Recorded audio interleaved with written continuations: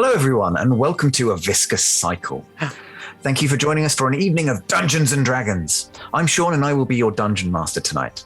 We're thrilled to be streaming at twitch.tv/RollTogetherRPG.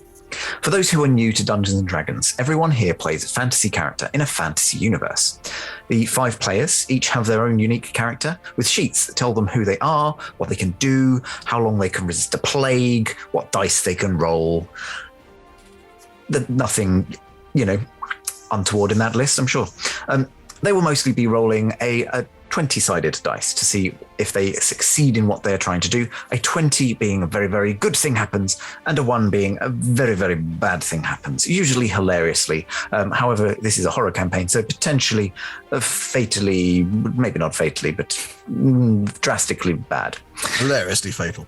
Hilariously fatal, yes. Or fatally hilarious. Whilst they played their characters, everything else in this fantasy universe is played by me. People, monsters, bees, you name it, whatever. Between me describing the world and the story, the players describing what they want to do, and some dice rolls to keep things unpredictable for all of us, we will tell our story. So I've been getting you to roll with one of your stats to determine our order, and today is going to be no different. So we'll get more into what we were doing with last session, but it was quite a diplomatic one. But there was also quite a bit of determining whether or not you were going to participate in a group call. So I think we're going to have wisdom saves, please. With a natural 1 from me, making it a 3. I got a 5. 19. Nice. Scarlet, we've broken our trend. 13 from Rex. We're no longer soul bonded. Oh. Still time. Break the habit of a lifetime and use an actual dice. David, no. It's been so long. Here we go.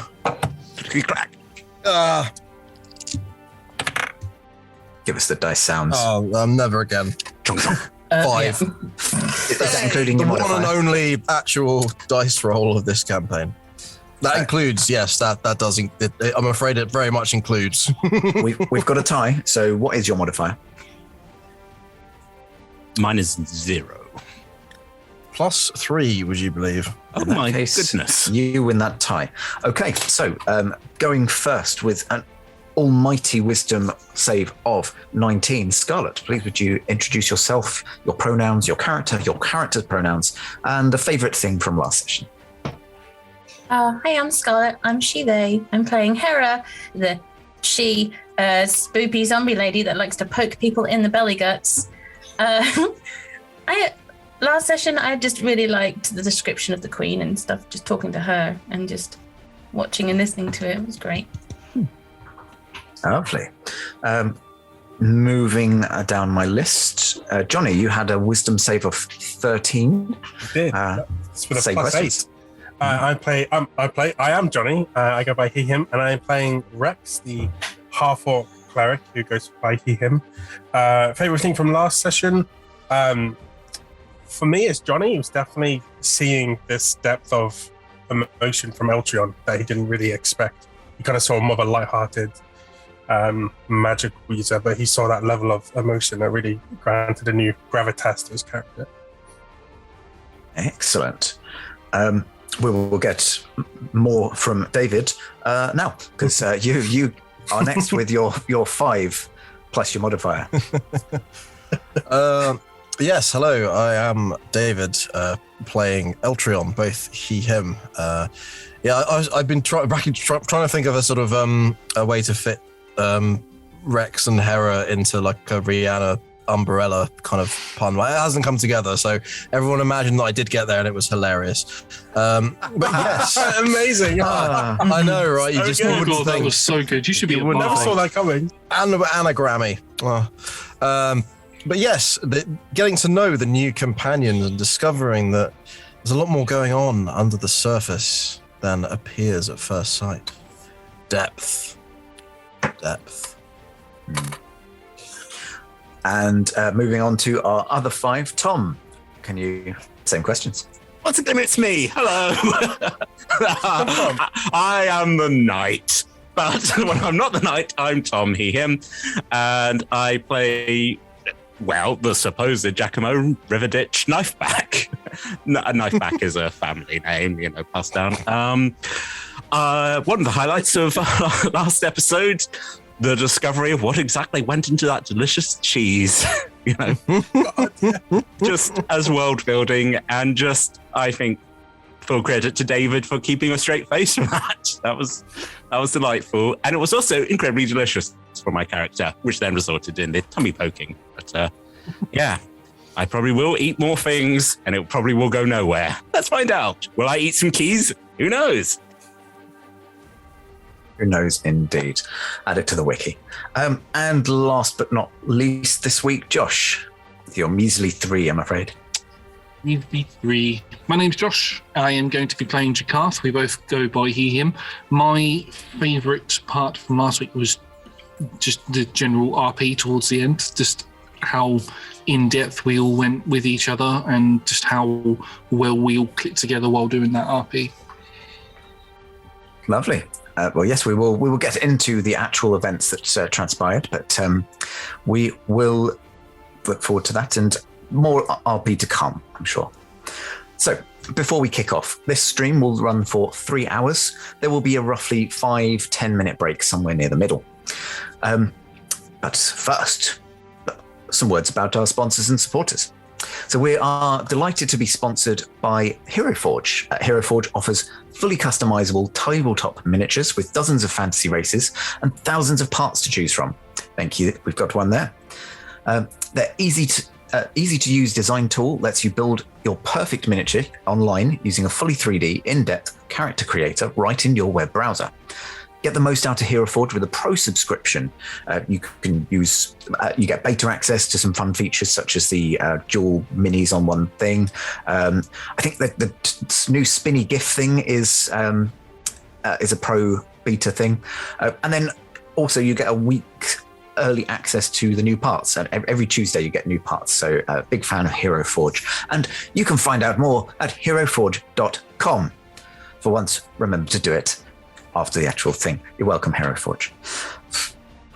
We're also delighted to be sponsored by Ultra Pro. Get your tabletop organized with character folios and dice bags. Ultra Pro is the leading manufacturer and supplier of sports and gaming collectibles. Gaming collectibles being, of course, the more important part of that sentence. Other accessories as well as gaming accessories. Accessories is the thing. Head over to ultrapro.com for more information. We are also sponsored by the wonderful Elderwood Academy, who are the premium purveyors of bespoke gaming-themed gear, including hex chest dice boxes, spellbook deck boxes, rolling trays disguised as bespoke ancient arcane tomes, and scroll and codex dice towers with rolling tray pairings. You can currently get 10% off your Elderwood purchase with the code roll-together at the checkout. Find out more at elderwoodacademy.com. We are supported by D&D Beyond, your guide to digital D&D, and you can see everyone's character sheets that they're using today on the overlay on the left-hand side of the screen. On the left-hand side of the screen, delete is appropriate. I know you won't. But we love D&D Beyond. We use it for rolling and tracking things, and I'm going to be using, assuming we get there, we'll be using the encounter calculator for the first time. Or failing that, pen and paper. But, that'll be down to me being an old man and not down to D&D Beyond. They're awesome. Go to them. We are also supported by Level Up Dice, the creators of the Table Shakers range, which are massive metal dice, which will leave a mark on your heart and your gaming surfaces. There's a link in the chat for them. Thank you, mods, for bringing that up. We are also supported by 2 lovely D&D video games, Idle Champions of the Forgotten Realms and Warriors of Waterdeep. You can see some codes at the bottom of the screen. I know where the bottom of the screen is, thankfully. You can type !Idle Champions and !Warriors of Waterdeep into the Twitch chat for download links. And for Idle Champions, there's a code that you can enter directly into the game, or type !code into the Twitch chat for an Electrum chest. For Warriors of Waterdeep, you can type !WoW gems into the Twitch chat for a link, which you need to use on the mobile device that you have the game installed, but that will give you some free gems. Lovely gems. We are Roll Together RPG on all of the socials. There will be links in chats. So please do like, follow, subscribe, swipe right, type us a message. I don't know. All of the things. A massive thank you to our D20 Club on Patreon. You can find a link in the chat. You can help us make our shows from just one of your local currency, pounds, euros, dollary-doos, all of that. And you can unlock more tiers by joining. We love our D20 Club. They've even set up a fan wiki for us, !wiki in the chat, as well as our new fan Discord, !Discord in chat. Our shows are also available as podcasts. Just search Roll Together RPG on your favorite podcasting app. Oh, and one more thing. We can cut this bit if it's not right. I believe we've got merchandise now. We do. We have merchandise now. Yes, yeah. Or probably a few weeks ago, because I'm not up with the times, unfortunately. But !merch, MERCH, I believe. Mods will get there if I don't. And yes, buy some of our things. And if you buy the things, then we'll know that you like the things, and we'll make more things. That's how that works. Finally. We play with a diverse group of players who play a diverse set of characters with wide-ranging sexual and gender identities. Our tables are trans and GNC positive, and we encourage and champion trans and GNC players and characters in our games. The DM and the players may portray characters that are of a different gender to their own. We aim to avoid misgendering, but acknowledge that it does happen, and have a company policy in place for correcting people on pronouns. If we miss an instance of misgendering, we are open to being corrected, so please just let us know in the chat if you think one has been missed. You can also check out !safety in chat for content warnings and some of the safety tools that we use throughout the TTRPG safety toolkit, which there will probably be a few things. We're hopefully getting into the horror stuff. Otherwise, I've misled you all. I don't know. Very, very difficult route to spook, I have to say. But that's all. In the wind. We'll get to that. Water under a bridge, in the wind, it is the earth. Did I miss one? Who knows? Before I ramble any longer, let's go straight into the intro for A Viscous Cycle.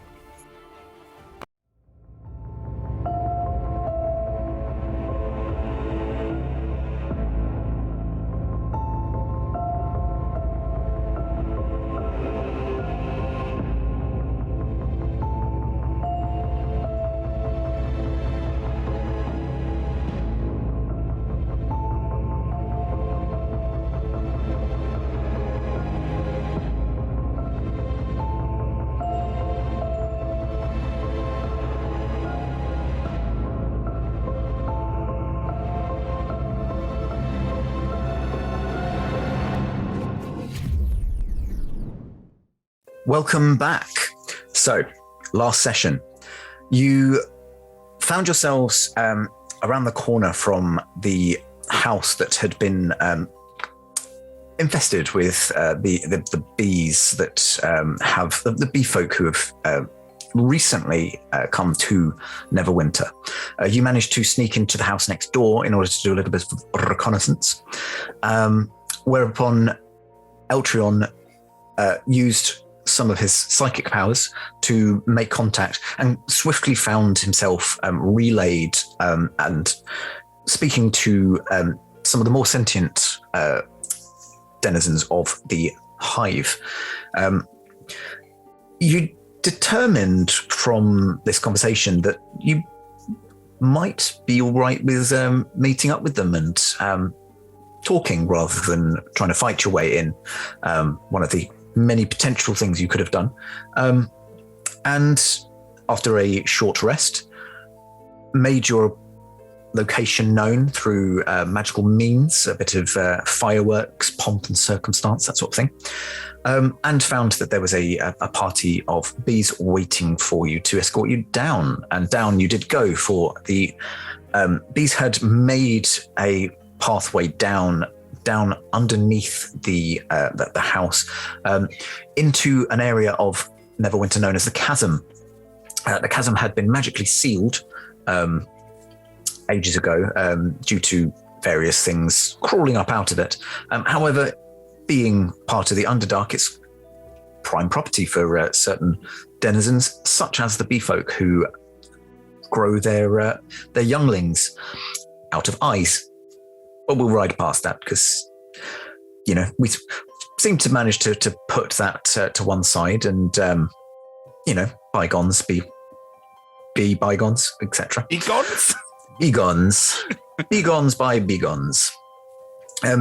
You spoke more with Tolopanro, the Abale is the name of the species, the Abale who had first talked with you, and Tolopanro led you to have a conversation with the queen of the hive, the queen Olage Lalai.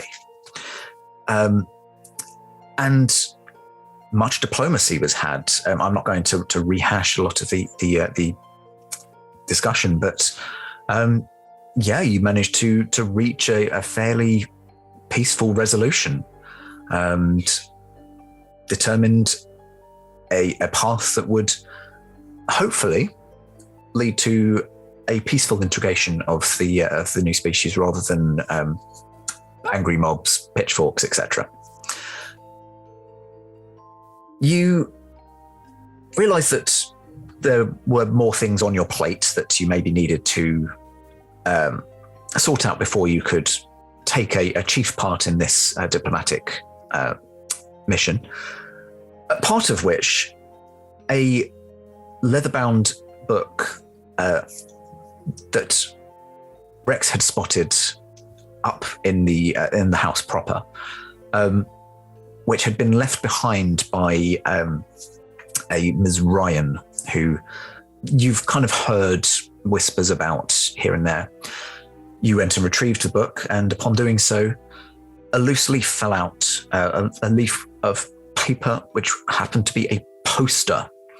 And the glimpse that you caught of it was of a person, of a view behind this person, wearing a coat that looked suspiciously like Giacomo's coat. That is where we pick back up. It's nothing, it's a common coat. It's fine. It's not. It's an uncommon coat. Somebody catch that! Somebody catch that poster quickly! I mean, Is the poster blowing off? It lands on the ground. Oh no, the wind! It's like in those Assassin's Creed games where something blows. You're like, I'm going to go over the rooftops. Oh, good, I found a tattoo. Ezio, the world is ending. I've got to get these feathers. They're not going to catch themselves. My mother really likes feathers. I got it. Yeah. Giacomo, would you be a darling and pick that up? Sure. And I'm going to watch him intently to see his reaction upon seeing the poster. I look at the poster. Okay. So the poster, upon further inspection, it's like one of those old-timey kind of advertising posters, painted and then printed with a rudimentary printing press. Along the top are emblazoned the words Carnival Talentnius. And then the central figure being a person wearing a suspiciously recognizable coat and a top hat, standing with arms stretched out. In each hand, a ring on fire. And leaping through each ring is a feline, a very large feline animal. Now, given that Neverwinter Woods is surprisingly lacking in big cats, everyone's welcome to make a nature roll to see if they recognize what these are. One of them has a large expanse of hair ringing its neck. The other one is orange with black stripes. Curious, I think, at least. 21. I rolled 12, but I have a thing where I get to use something where I try to remember something from my past life. So I am also going to roll a d6. So that 12 has now become an 18. I also rolled an 18. 18, 18, 23. What was it? 13. I'm pointing to you as if you know where you are on my screen. 13. 13. 22. Eltron? 22. The vast majority of you have recognized these, whether it be from personal experience in some cases, more than likely, though, from picture books, or potentially even from other passing carnivals. You do recognize a lion and a tiger. Drat, I thought I'd keep that from you. That's the top of this illustration of this figure holding the hoops out and the felines leaping through them fearlessly through the fire. Underneath the arms, it's slightly more of a montage. You gather that these are not literally tiny things that are underneath the central figure, but rather just other minor attractions. There is an animal on a on a kind of stool, balancing a ball on its nose. Those of you who rolled well, a seal. There's strange. There's an acrobat balancing upside down on their hand, on top of a very stripy horse-like creature. I'm not going to. In chat, go on. Prove that you've been to London Zoo. There's also a figure on the other side, an Etin with clown makeup, one side happy, one side sad. And a number of other kind of minor attractions, woman with a snake draped over her shoulders, elephant up on its hind legs, that kind of thing. And the text at the bottom just says, coming soon too, and then clearly in a different hand, as if from this was not part of the original print run. This has been added. Neverwinter, kind of written down. That they've clearly not planned out the spacing. Never is very big, and then it kind of gets more squished towards winter. I know how big letters should be. Winter came on unexpected this year.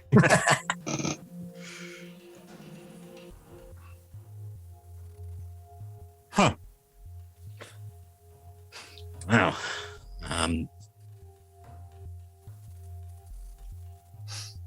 Does it look like you? I mean, I'm wearing a coat and I'm wearing a hat. I mean, Is your hat a flat top hat or is your hat an actual hat? that's a top hat. You are remarkably skilled with that. Well, with my hat. Yes, good wrist action on the. I try and do a hat trick, like throw it, catch it, and I'm like, oh, now Sleight of hand. yeah. Like all things, where I do something cool. Like, do you know? Sleight of hat. Sleight of hat. I said hat trick. It's punny tonight. Oh, that's it. That's a 22. You pull it off exactly as you care to describe it. Is there a circus in town? I mean, there's not a date on it, is it? It's just, it's coming soon. Just says coming soon. I mean, there is or was or will be. To be honest, that's 3 different options. I think Yes. I'll put it down on the table and just sort of get in. Maybe we should read the journal and see what accompanied this image of potentially you, or at least someone you may have robbed. I sort of look and then just go, Yep. there's a good point, actually. Maybe I was murdered wearing someone else. Maybe whoever this teller, what was it? Telentnius. Maybe he I'm wanted sure- his coat back, but it had a knife wound in And he so, put it, you know. yeah. I'm sure that will be spelt out to us later, possibly before we go and have some tea. No, I mean, we can't just, maybe read the journal. Maybe Miss Ryan decided to go and have a lovely evening at the circus and enjoyed the elephants and the tigers.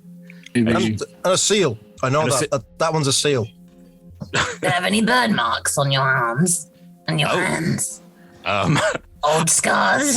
I tell you what, You someone can't reads the poke them.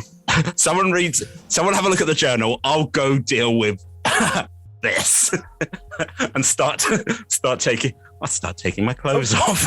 Eltrion, Jakarth is the only two with great eyesight here. Would one of you like to use your eyes for this task? I mean, it involves tearing myself away from this spectacle. So yes, This way to the gun show. Yeah. Here, be careful. It's fairly. Cheese. It's pretty good actually. It's not old. He's either a criminal or was one of the greatest showmen. Whoa! Or just looks really unfortunately similar to somebody wanted dead. Yes. Indeed. That's also a third option. It's always possible, I suppose. P.T. Barnum fully deserved what was coming to him.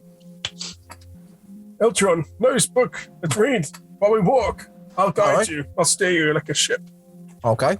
Or are we walking? Because I'm not wearing a shirt at the moment. It's okay. It's abandoned here. It's quarantined for a reason. Okay, I guess I'm walking down the street with my wound open to the wide air. Sort of looking around occasionally whilst trying to read this, just like, are you okay? I'm absolutely not. Come on, my children. Ow, why can I feel that now?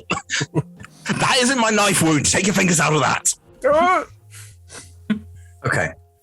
So, just so I can get my head around quite what's going on. Yeah. Who's reading the book? Who's reading the body? Is that what we're calling it now? I will read the body. I think Eltron's reading the book. I'm holding the shirt and the coat. I'd like to help Eltrion with reading the book. I'm happy for either you to, those reading the book, either to separately roll investigation, or one of you can roll with advantage. Similarly, Rex, you can roll with advantage on a medicine check, or you and Scarlet can each roll separately. Would you like to roll? It's very difficult to read your own body, Giacomo, I think. Give assistance. I'm like, yeah, check that bit. That bit there, yeah. No, that's just a pustule. No. You can pop that one. I'm not going to matter this too much, so I'm happy for Jakarth to take some advantage, unless you would allow an insight roll, because more looking to sort of try and gauge the mental state of the person who's writing this book. Okay, so kind of like, yeah. What I would say is, if you want to roll separate rolls, you could roll your insight. Jakarth could roll the investigation, or one of you could have advantage if you want to forgo. I mean, I don't want to try and do too much, because at the end of the day, we are walking along trying to read this book. So I think that makes sense. Yeah, one's like content, and then you're looking and going, "Well, that looks panicked." Yeah. So I think that's Basically, I'd be reading the book and I'd go, look at this bit. I'll go into Eltron, look at this bit, and then Eltron would then be assessing what that person's mental state might have been while writing that particular segment. Eltron knows people more than Eltron knows literature. I was elected to lead, not to read. Yes, as the famous saying goes. Yeah, okay. Let's give it a roll. I rolled a 26 on my medicine. I rolled a dirty 20 on investigation. I'm very distracted by whatever's going on with Giacomo and his wound, because just a 6 on the insight, I don't know. Giacomo's muscular. Giacomo's a performer. He's dead, but look at those muscles. I will be having making up stuff that sort of sounds vaguely like I might know what I'm talking about. Well, it's very complicated. I mean, I'll give this to Eltron. There's not a lot in terms of prose. It seems to have mostly been a place for storing addresses. So you don't really get a lot about the mental state, the kind of disposition of the person writing it, purely because there's not really a lot to go on. I can tell there was clearly some tension going on with a close family member, possibly an uncle. You see the way that these D's are sloped. it's a clear sign. I don't have a clue, but Really? I didn't come across anything mentioning anything about any uncle. You are very good. Well, it's not always definitely that, but it's just very likely that it might be. Wow. You really know how to read people. Well, I'm not a circus guy. You'll have to teach me how to interpret words in this manner. Most happy to, Giacomo. You can teach me how to read. Giacomo, with your role, you recognise that this is a list of different addresses. None of them really stand out individually, but a couple of them you recognise as being part of the Protectorate's enclave in the southwestern part of the city. The Protectorate's enclave is the area of the city that was least affected by the ash. It still kind of had incoming fire, but actually a lot of the buildings remained more or less intact. And therefore it was the first area to be kind of recolonized, and a lot of the, let's say, more well-to-do denizens live there purely because they can afford to. It's also where a lot of the kind of marketplaces, a lot of the trade kind of happens there now. And you recognize that a couple of the addresses are on a particular street that it's quite a busy market street under the heading Post. And then there's some other addresses under the term Pre, which the only thing that you can really draw from it is that the areas, although they are still in the Protectorate's enclave, they're not quite as heavy foot traffic. They're not prime locations like the other ones. This is a kind of market square. There's very close amenities nearby that people are likely to be heading down. Whereas the other one, it's like you're going to be going there if you specifically need one of the shops that's there or you live there. Rex, with your medicinal role,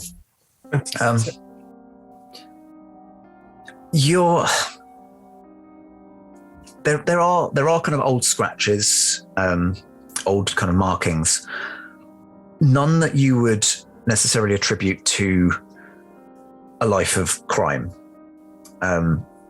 There's no obvious knife wounds. Like a lot of them they're not clean enough to have been caused by an implement. More likely that they would be by claws, teeth maybe. Oh, one thing I can say quite safely, Giacomo, is whatever you were very good at your trade.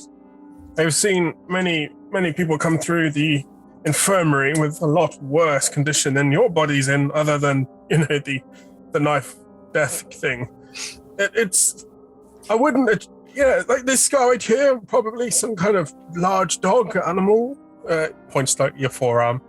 It's very old and well done, but you also may have stepped on a rake or two in your time, or fallen and broken a few things. But generally, you're in pretty good shape, relatively speaking. Or walking corpse, yes. Yes, exactly. Yes. You've taken good care of yourself, mostly. Mostly. Well, appreciate it. Not a criminal. I don't think you've gotten many fist fights or knife fights or magic fights in your time, judging by your carapace. Sorry, my what? Yeah, I mean your body. I'm not a bee. Sorry, I'm not a bee. I'm not a beetle. I'm not a bee. Your hardened exoskeleton. What's that buzzing sound? No, that's the thing. Like, I take off my shirt and you just see my beautiful wings. I'm like, oh yeah, I've had these the entire time. I'm a cricket. No one ever asked.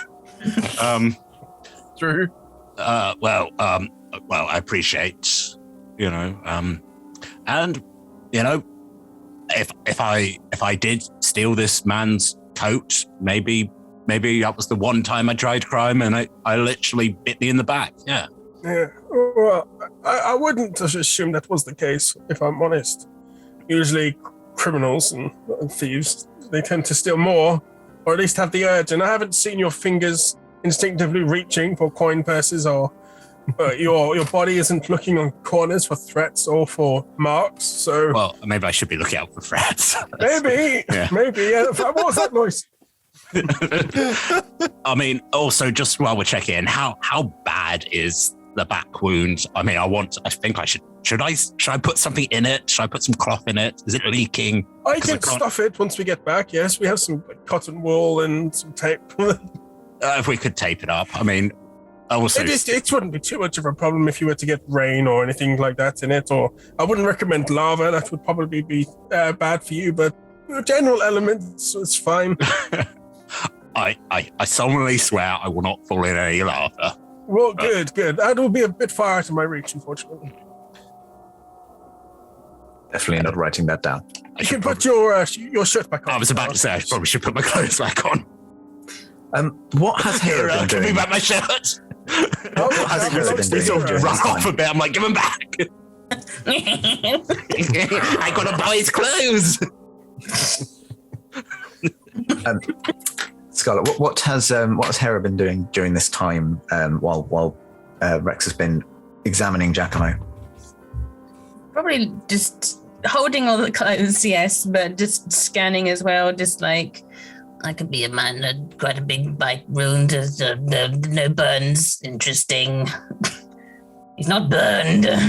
He's in her head, still talking to herself like a crazy dead lady. It's fine. You did notice there's not any burns. No burns. Oh, your shirt. Yeah. You may have it back. Thank you. Hera, before he puts his shirt on. Oh, sorry. Let me just lift it back up again. Fine. Whoop!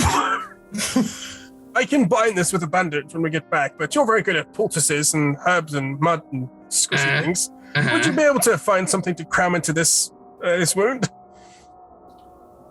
I don't have any of my good vials with me. Oh, once Back we at get the back to the temple. temple, it's fine. Oh, once we get back. I can make you smell like sage if you like. Quite nice. I'll let you talk to Giacomo about that, but yeah. Why did I have to have my shirt off for this conversation? Because now we can add the epithet "the shirtless" to your list of expanding names. We watched the part. I mean, there are like gardens, like green spaces around. The devastation, it's 50 years ago, so there are areas that have had a chance to be reclaimed by nature a little bit if you wanted to try and find something. Yeah, if we pass again, you have to. Oh, but wait. Just go up and Scuttles up over a wall. Do you have herbalist proficiency? I do, yes. I would say that you could use that as to roll to see what you manage to scavenge. Sure, we'll be right back, don't worry. What is nice moss here? Hold on. If you see her climbing up a wall, don't panic, it's normal. I'm slightly worried she's going to put an eye in my back hole. But... Oh, that might be good. Would it, priest? No. Would it? How's your hand? Very itchy. What do I roll here? I haven't just. Survival? Make it nature? Yeah, survival or nature, whichever one of those you think you prefer. Okie dokie. So I thought you might be able to just click it. I thought I could too, but nope. Oh, 9. 9.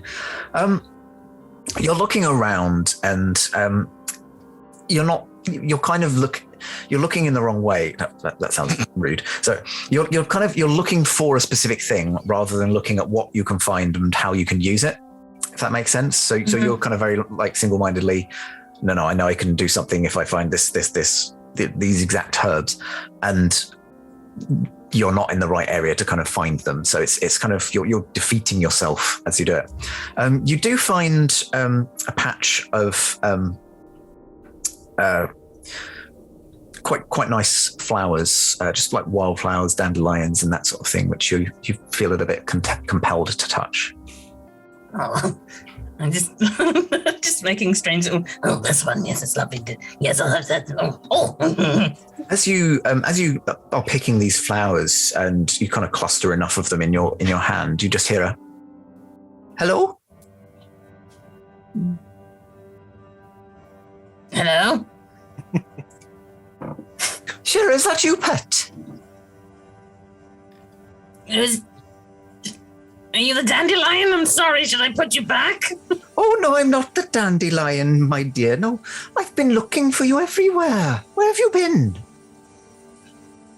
I'm sorry, who's this? Oh, I don't blame you for not remembering me. It's me, it's Grave Mother. Grave Mother. Is that... Give me a history roll. Everyone else, Hera is talking to the flowers. It's perfectly normal, don't worry. But if anything, talking to the flowers is an improvement to talking to herself, so... I got a natural 20, I got a 25. Roll 20. As soon as the name Grave Mother is mentioned, something kind of, forgive the term, blossoms in your mind, and you get a sudden kind of flash of potentially a previous life. You distinctly remember tending to a garden full of not your typical kind of plants, more the kind of weeds and natural the sort of plants that you can crush up and make remedies with, rather than ones that are just aesthetically pleasing. And then you feel a presence at your shoulder in the memory, and look up and see a figure with hair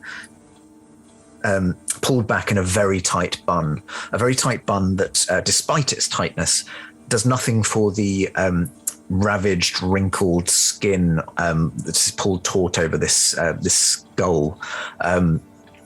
You feel like this person may not be alive,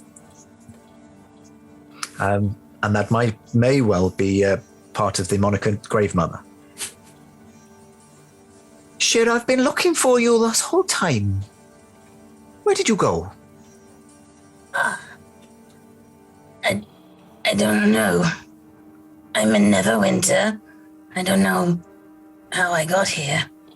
Oh, my dear, how did you ever get to Neverwinter?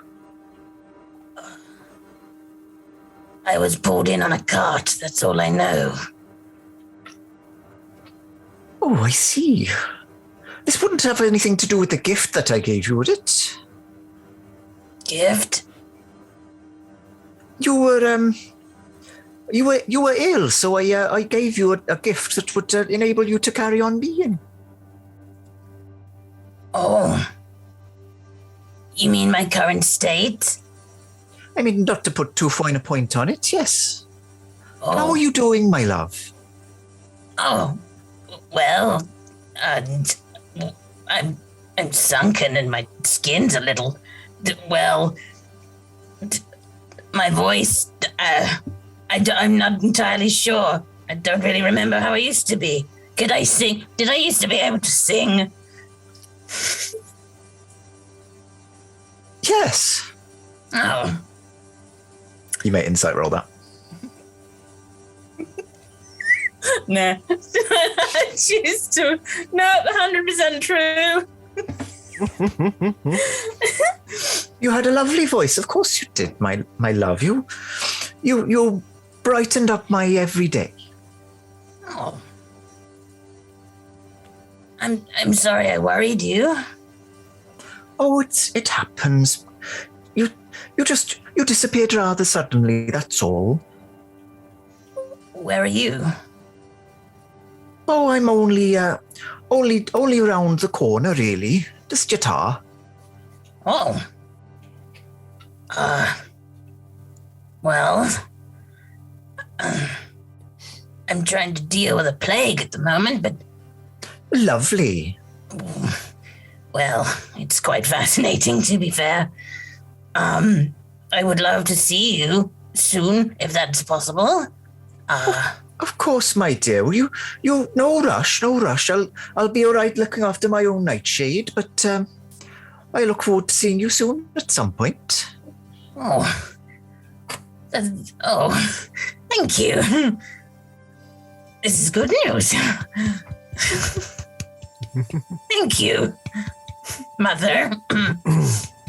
Grave Mother. Grave Mother, I beg your pardon.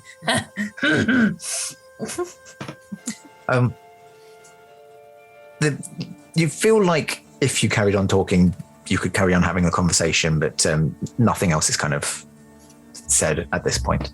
Okay. Just gonna sort of turn around like a dandelion. Just unblinkingly staring at you. Just. You all right? You're not the only one with possible memories. Oh, is that your mother? The dandelion? Yeah, you called the dandelion mother. Are you a dryad or? Oh, no, I don't think so. It was a voice. Did you not hear it? Nah. Oh, well, it's interesting. Right. Was it a new voice, Hera? Yes, I have not heard that before. Let me get my notebook out. Oh, not the Turn to notebook. Hera. Anything that is news to you is news to me, of course. Oh, well, it's a very nice voice. Dead mother. Dead mother? Wait, dead? You heard the voice of your dead mother? I don't. Well, I'm not sure it's my mother or. I called mother and didn't seem to like that. Not your mother then. Well, sounds very nice if she were. What? Nothing, just in case. I don't know. Sorry, it's unsettling. I think I was a gardener. That would make sense, yes. I think we had all established that. But an official gardener. Oh, an official gardener. Capital G gardener. What's the difference? There's a lot of difference. Jakarth. Oh. Yeah. Apologize. You may not And fight the him position, again. maybe. But yes, this is her doing. Just this. The dead thing. It's her doing.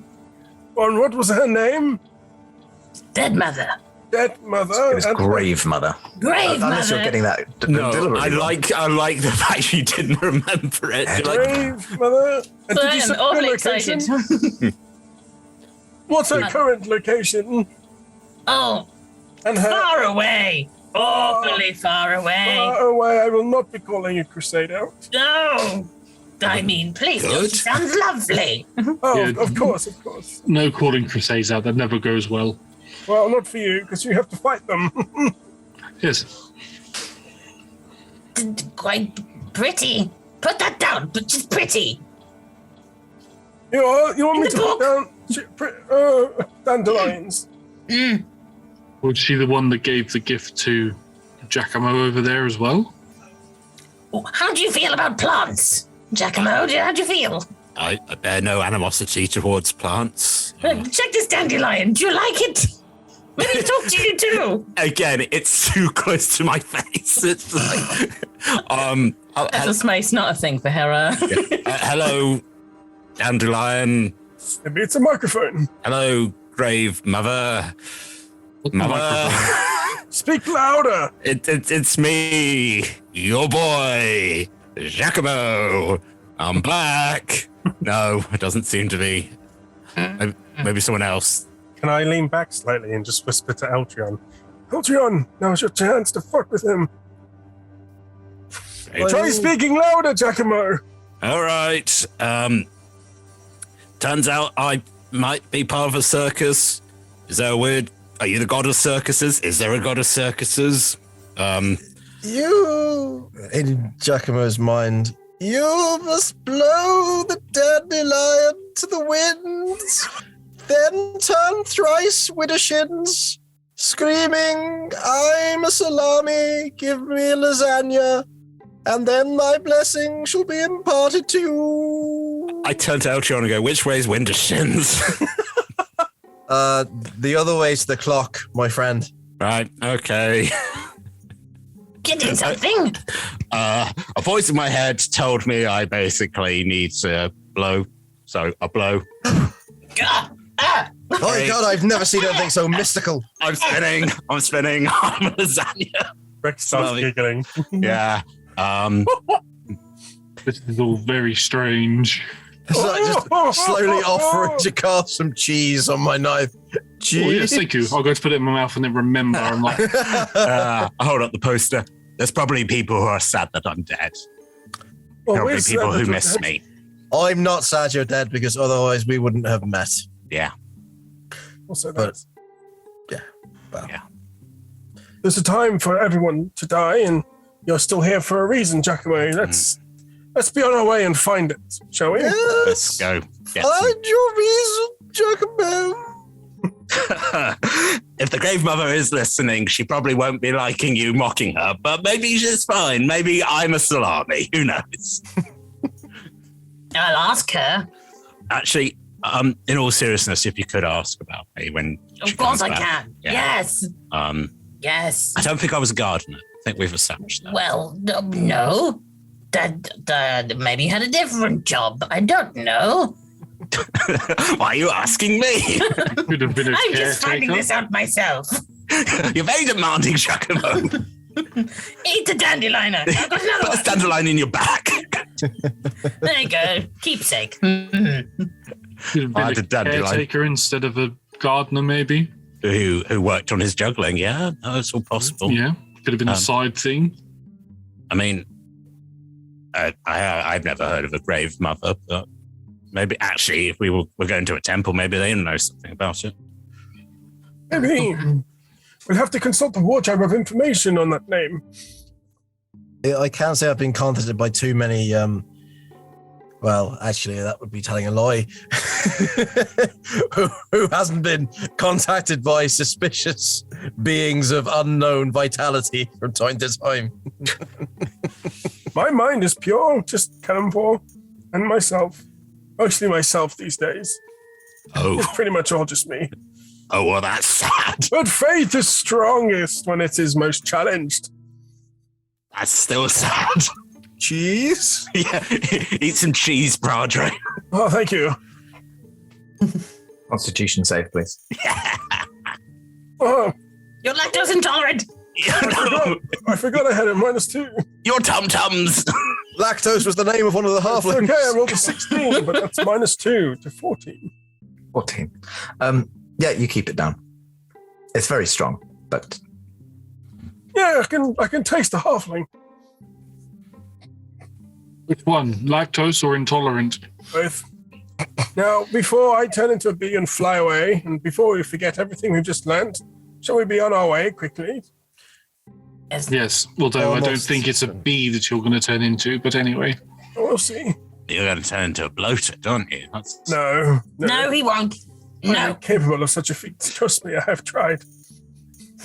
I beg your pardon. Let's keep walking. Filth. Filth. so the temple is kind of south, in the south part of Neverwinter. You kind of do need to pass it to get to the main high street, I guess, of the Protector's Enclave. As you are walking, Rex, you feel some of the growths on your skin. Pop is the wrong word. It's more like sliding open. And you become aware of your surroundings. You, even when you close your actual eyes, you can just feel the people around you almost, and you can observe them even when your main eyes are closed. In game terms, you now have blind sight out to a range of 10 feet. I'm worried. You lucky little thing. Look at the blessing you've been given. You just see Rex walking along, and it looks like he's sleeping, but he's just still walking with you. Huh. And additionally, you you can't be surprised by anything that you can see. Just in life, you can't be surprised. I knew it was going to I happen. knew. I was going to say, I'm sure I'll give it. I'll try to surprise him. You got it, yeah. I think we should. Something. Cockroaches everywhere. We should hasten. And those of you who are observing Rex, you would probably, particularly Jakarta, your immense passive perception, you would see that the boils, some of the boils on the back of Rex's neck, some of the ones on his wrists, have clustered together, joined up, and are beginning to form into, they've kind of opened up and are now little eyes. Are they blinking? Are they? Sporadically. It's just kind of like a blink here and there every so often. Huh. Not in unison by any mean. We need to get the priest to the church as soon as possible. I don't think this is going to last much longer. We might be on a shorter time scale than we thought. Oh, we have a day and a half. Not to worry. Take your time. Don't worry about me. No, we're going now. Come on. Grabs Rex's hand and walks fast. Oh, don't talk too hard. Oh, it's slimy. No. You grab by one of the wrists with an eyeball on it. Oh, no. Put your finger in it.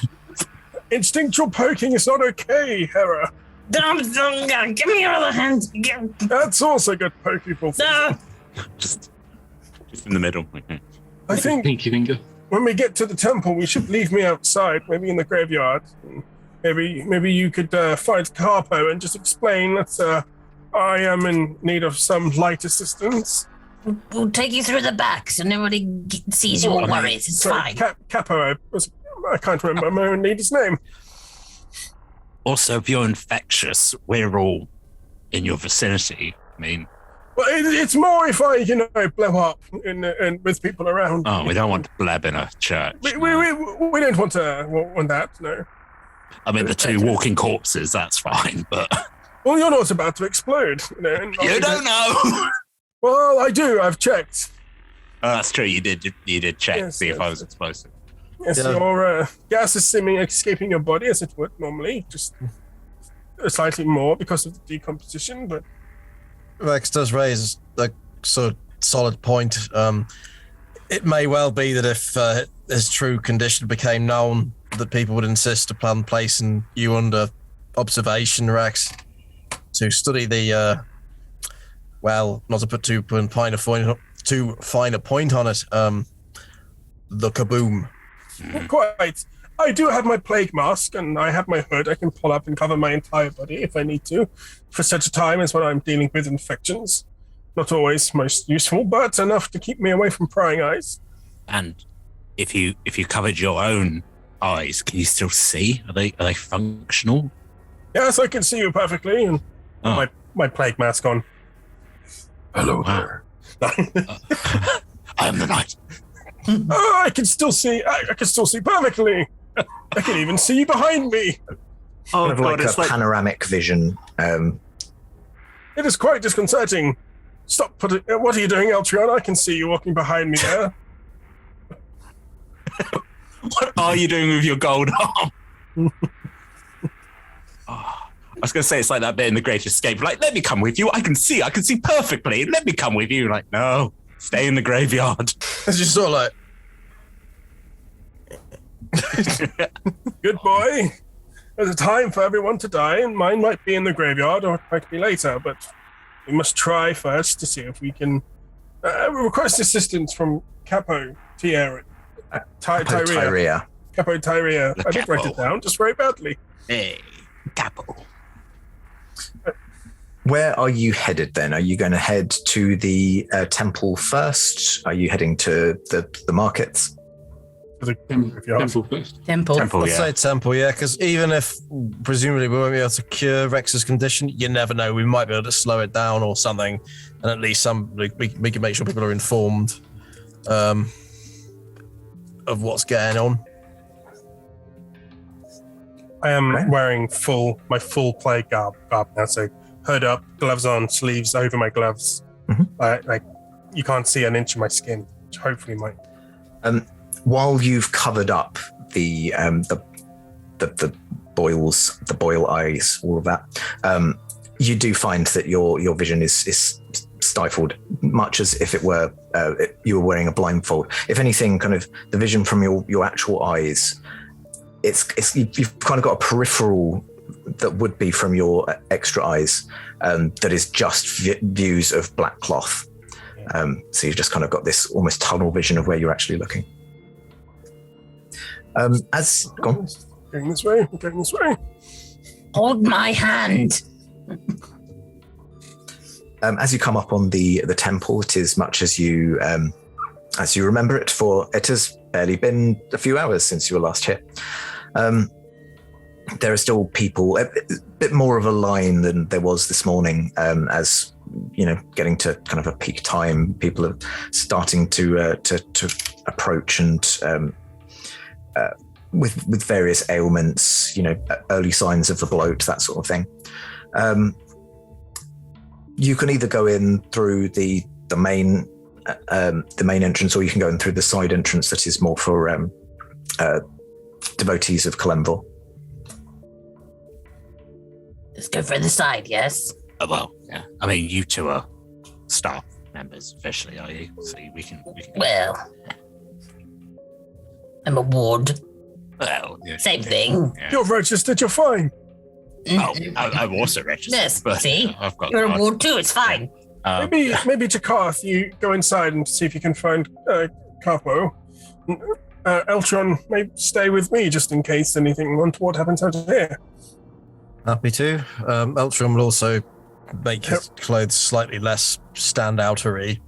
So the purple and gold. Mm-hmm. And just start writing some notes as well.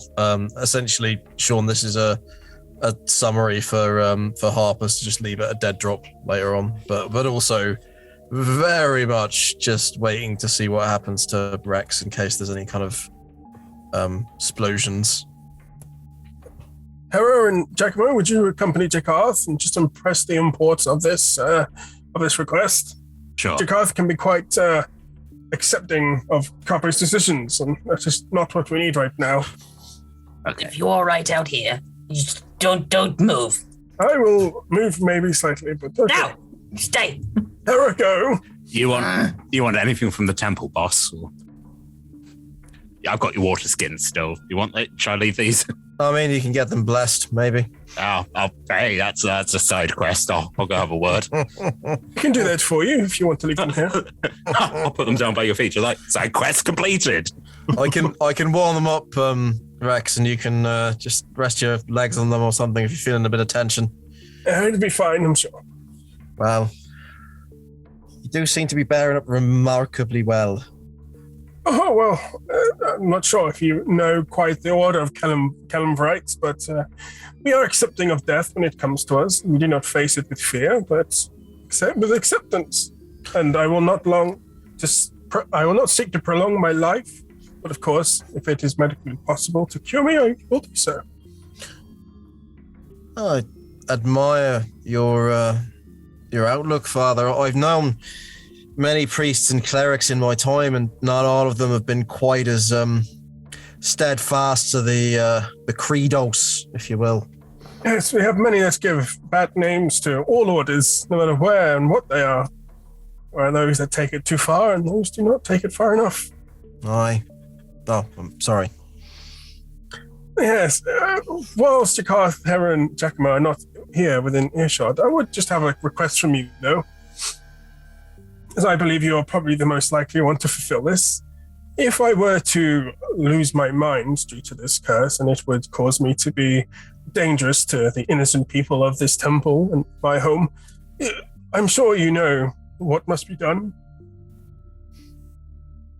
Ultron thinks for a moment, looks up, looks into Rex's eyes, just trying to gauge the sincerity and the strength of resolve behind this, whether it's somebody saying what they think is the noble thing, or whether it's somebody who genuinely would like those steps to be taken. Yeah, I'd allow for an insight roll from Eltron, and Johnny, you don't have to tell us which it is, but it's either going to be deception or it's going to be persuasion, depending on your own feelings towards the truthfulness of it. It's an 11.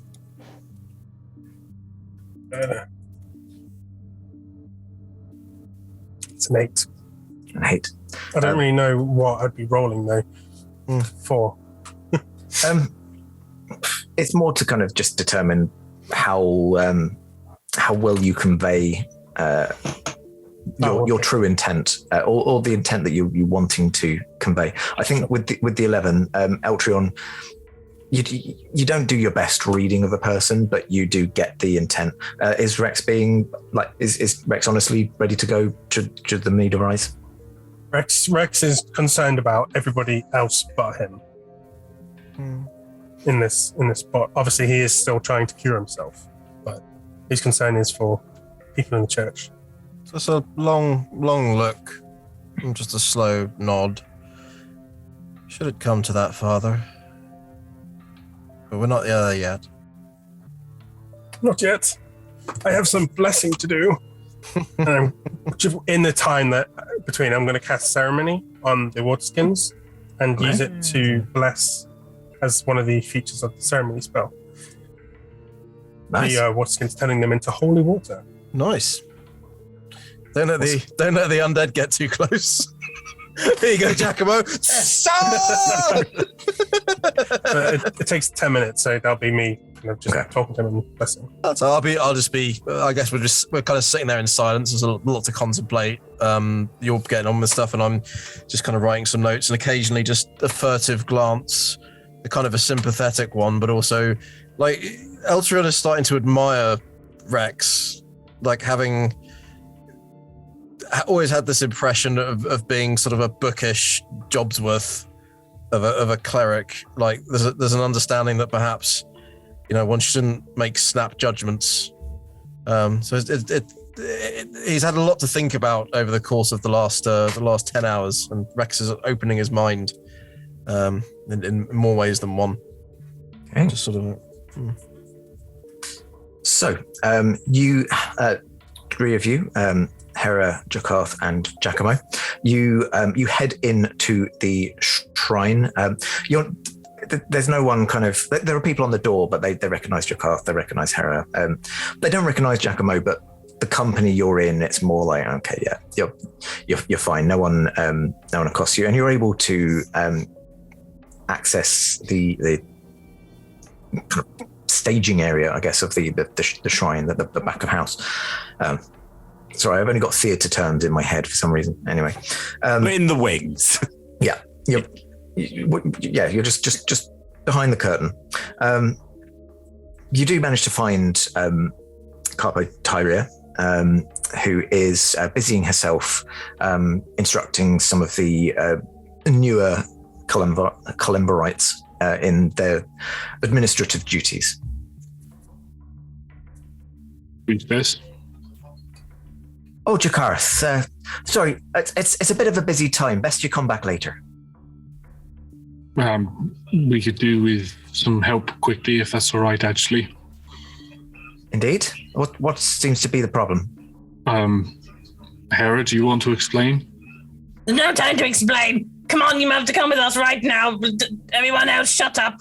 Come with us now, right now, please, now. All right, I'm sorry about this. Just go over page 3, the bedside manner section. Okay. Don't do what that was. If you're trying to convince someone, don't go. Come on, go. That's on page 4. And yeah, Capo Tyria does follow you out to where Rex is currently kind of mid. I think your conversation is just finished by the time you managed to locate the Capo. But yeah, so you're kind of in the process of blessing this holy water. Right. So what seems to be the problem? Heal him now. Walk over to Rex, and I'll just pull down the back of his collar while he's doing his prayers, just so the boils can be seen. Right. Well, that blinked. Yeah, things have developed. It seems from what Eltron has told us that the bloat itself is mutated. It's a new variant. Right. That is indeed concerning. I don't suppose you've come across an antidote then, I imagine, given. She stands there for a bit as she casts detect poison and disease. And right. Much like its predecessor, it seems that we would be able to just perform a curse removal. However, that is not the most effective method. It serves for a one-off, but it doesn't make you immune in the same way that getting inoculated against it would help against future infections. It'd certainly be a lot easier if you were able to get hold of a remedy or a cure. But certainly, if this is concerning, I can remove a curse. Yes. Go. That would be good, and also instructions on how to make a cure of some description would be like what you feel might be good to make a cure would be good. I mean, we can use the current cure as a base, see whether that works. If not, then trial and error, really.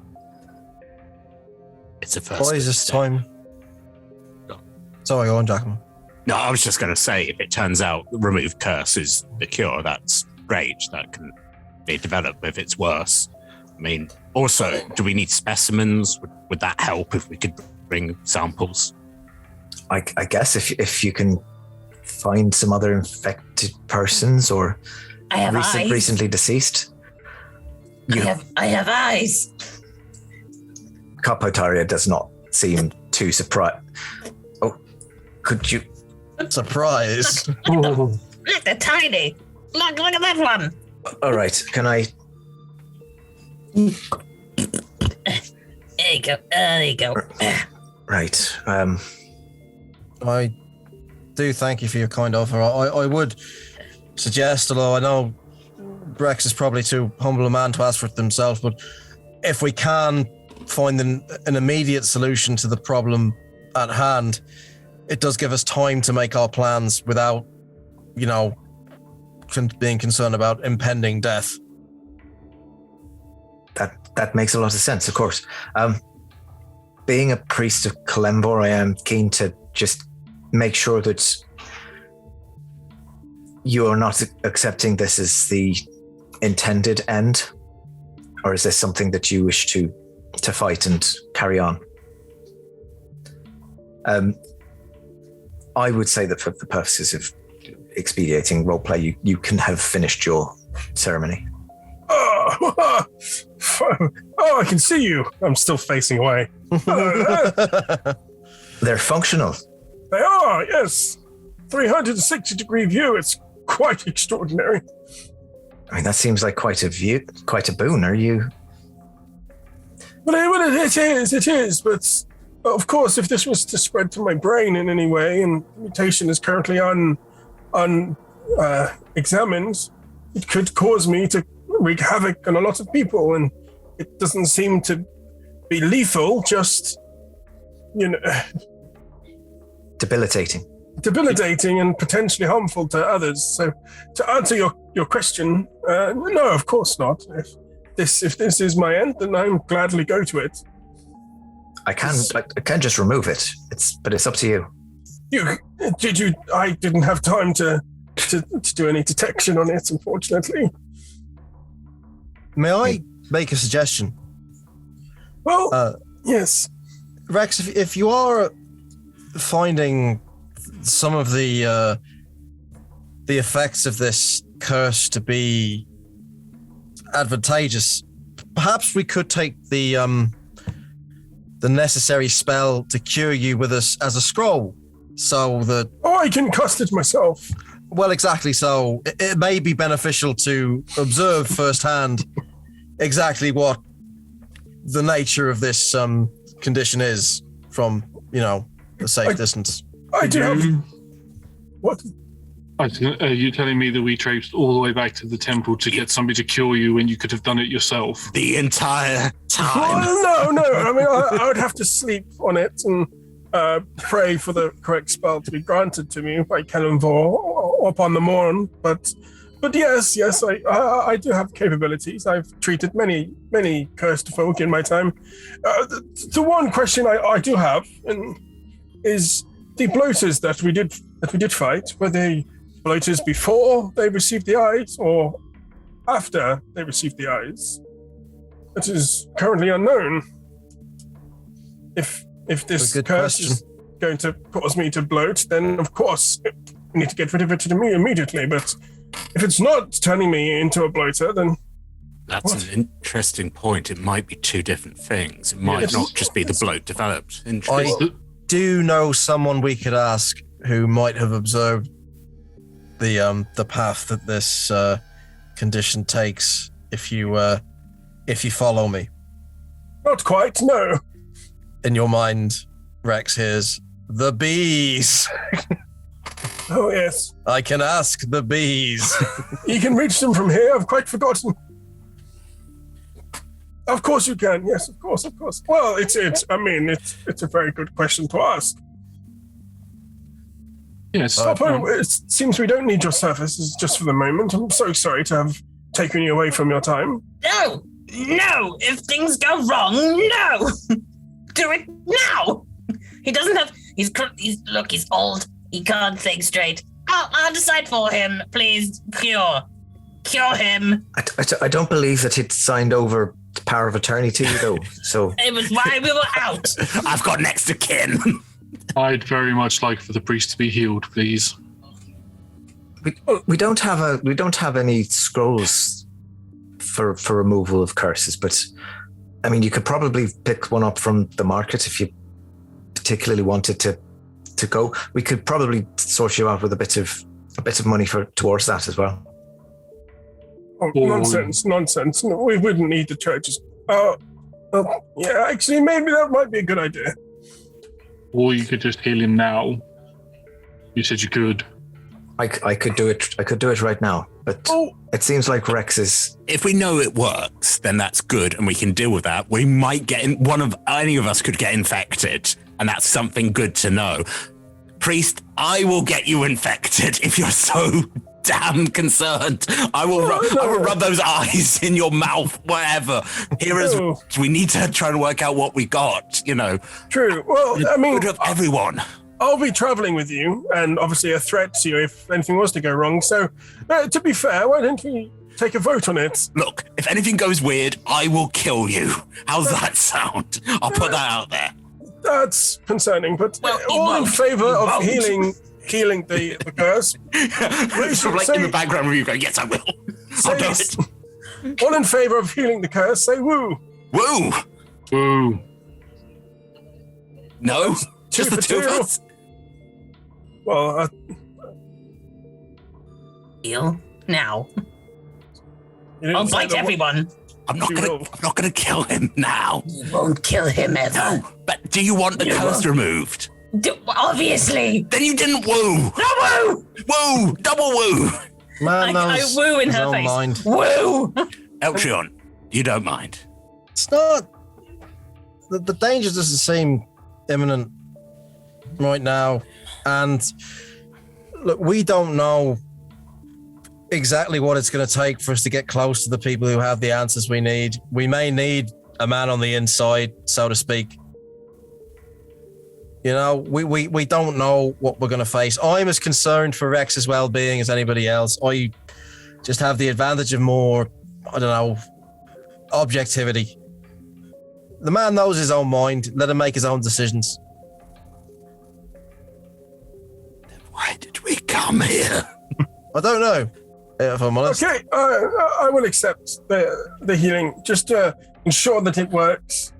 And if one of my colleagues are infected along the way, I will use you as my guinea pig. Right. Well, Capo Tyria calls over one of the other cousins to take the handful of eyes and kind of has a look of Yeah. and then Capo places her hands on either of your shoulders, and this warm feeling radiates down the back of your neck, down your arms, down your legs, and then you feel this bursting.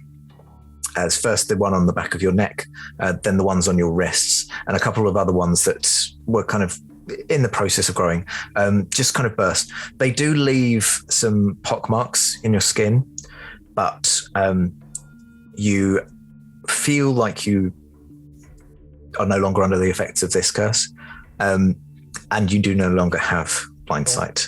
I will cross that off. The next stage of the disease might have been omniscience. Well, for the next Might have been death. We don't know. We'll find out. That's like the flow chart. You're like either eternal knowledge or explosion. Those are the two choices. I know everything about flint. It is probably still a good idea for Eltrion to contact the bees to find out if it is a curse and a plague, or if it is one thing and it's a variant and all of that stuff. Excuse me, the bees? Oh, Yeah, I don't believe I actually said that out loud. It's a course of phrase. Yeah, you know, like the A team, the B team. The bees are the people that I've worked with previously in Neverwinter who have experience of bloaters and who might have seen more. Don't worry yourself about it. Please roll me a deception check. All right. I will say that could be with advantage because there are several of you lying at once. Well, that's already a 24. It's a 27. So, I'm fairly certain, unless I get a natural 20, which I did not. Oh, right. Well, yeah, that is you know how it is with figures of speech, right, Jakarth? Loose lips sink ships and all that sort of thing. Exactly. I have no idea what you're talking about. It's just a group of people that we met. Exactly. All in good time. The bee team. Revealed to you, of course. We'll keep nothing back from our report at the end. All right. Well, I'll assume that this is a need-to-know basis then. Quite. Okay. Thank you. You're good to go. Is there anything else you need? Are you tired? Do you need to rest? What can we do? What time of day is it? Yeah. It's only about a few hours past midday. You'd been gone roughly 6 hours. Might I make use of some cotton wool, some thread, and a needle, please? Certainly. Thank you. Wishes to bind the wound in his back. About the coffers, maybe we might procure some gold to purchase a scroll of remove curse, just in case I am not prepared and ready to cast the necessary ritual. Capo, that would be so kind for you. Of course. Hera, you look like you were going to say something as well. Oh, just thank you for healing him. I appreciate it. You're very welcome, Hera. As Carpo turns around, gives a kind of to Rex. I turn around. I just hold out a small gold star, place it on her gauntlet. Well done, Hera. Yeah. So Carpo returns with the thread, the cotton buds for cleaning up, and enough gold that, with gold that you would have had on your persons anyway, you would be able to purchase a scroll of remove curse. Do you want to head to the market now? I think, daylight's burning. Yeah. I would suggest trying to track them down. Is the market in the Protectorate's enclave?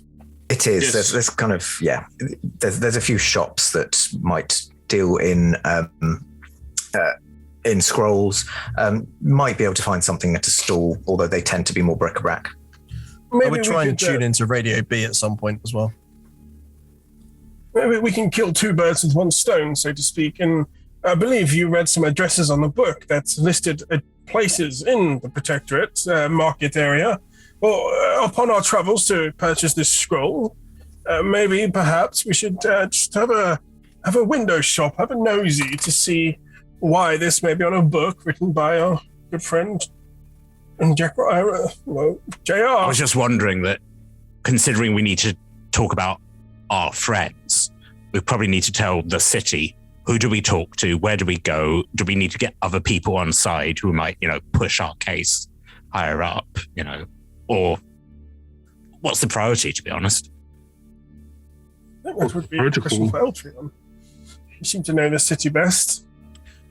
I mean, I can't say too much, but I do have access to some people who would probably be able to take this forward if we decided that our energies were best invested in the problem at hand.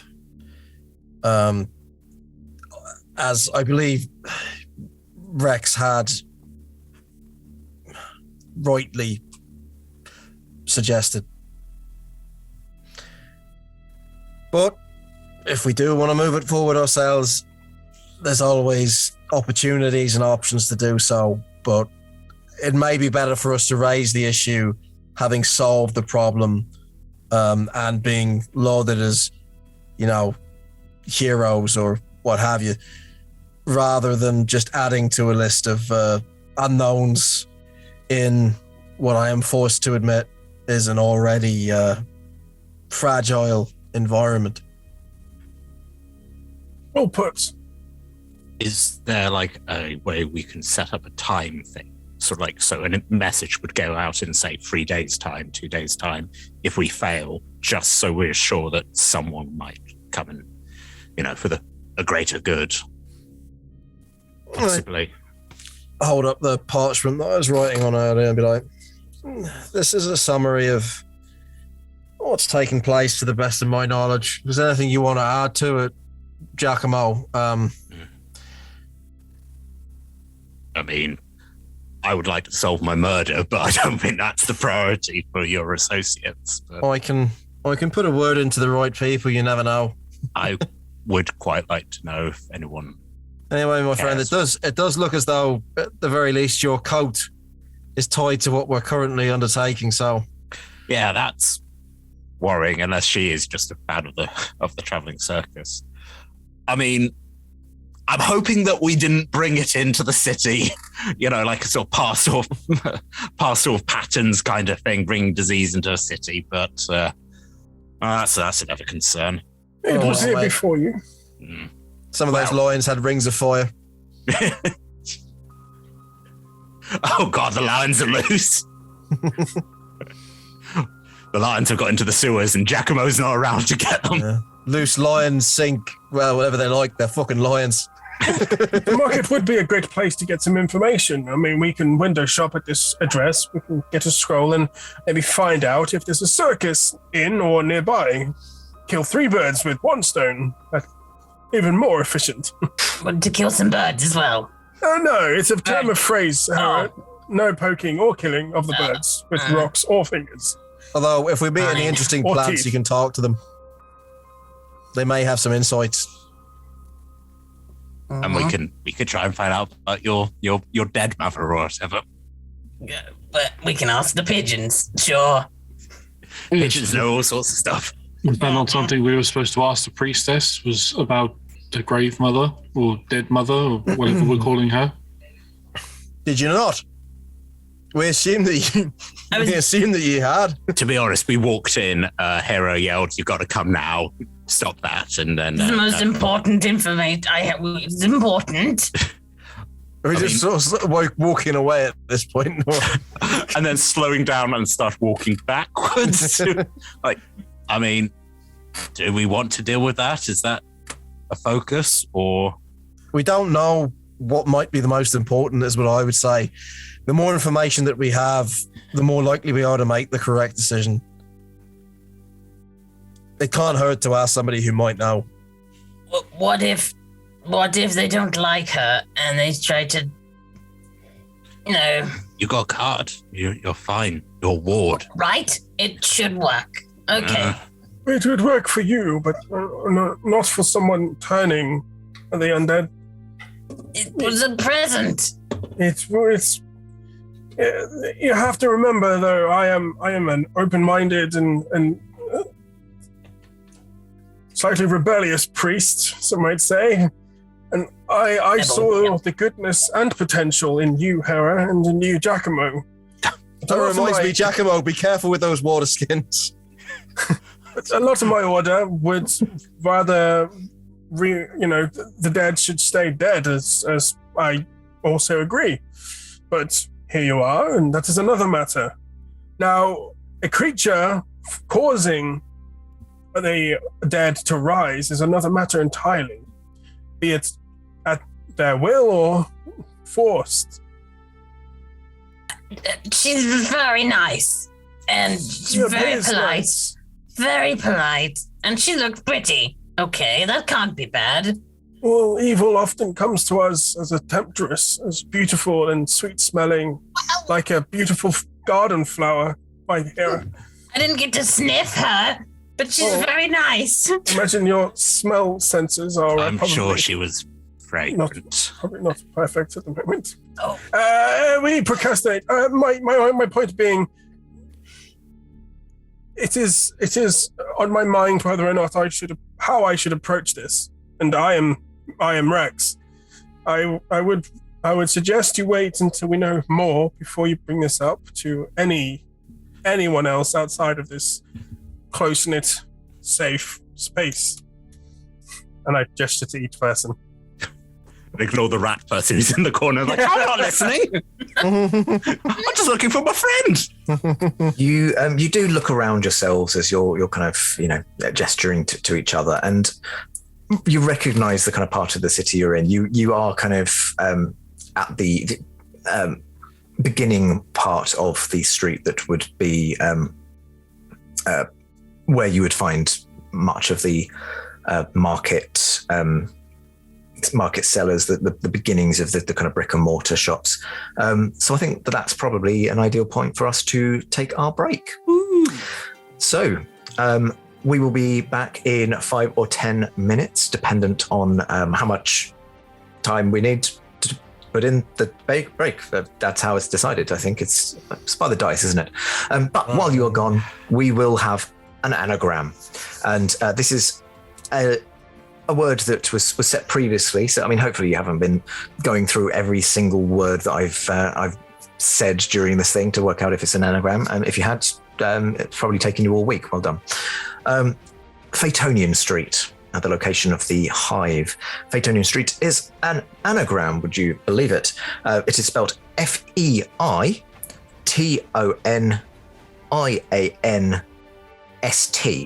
So street abbreviated.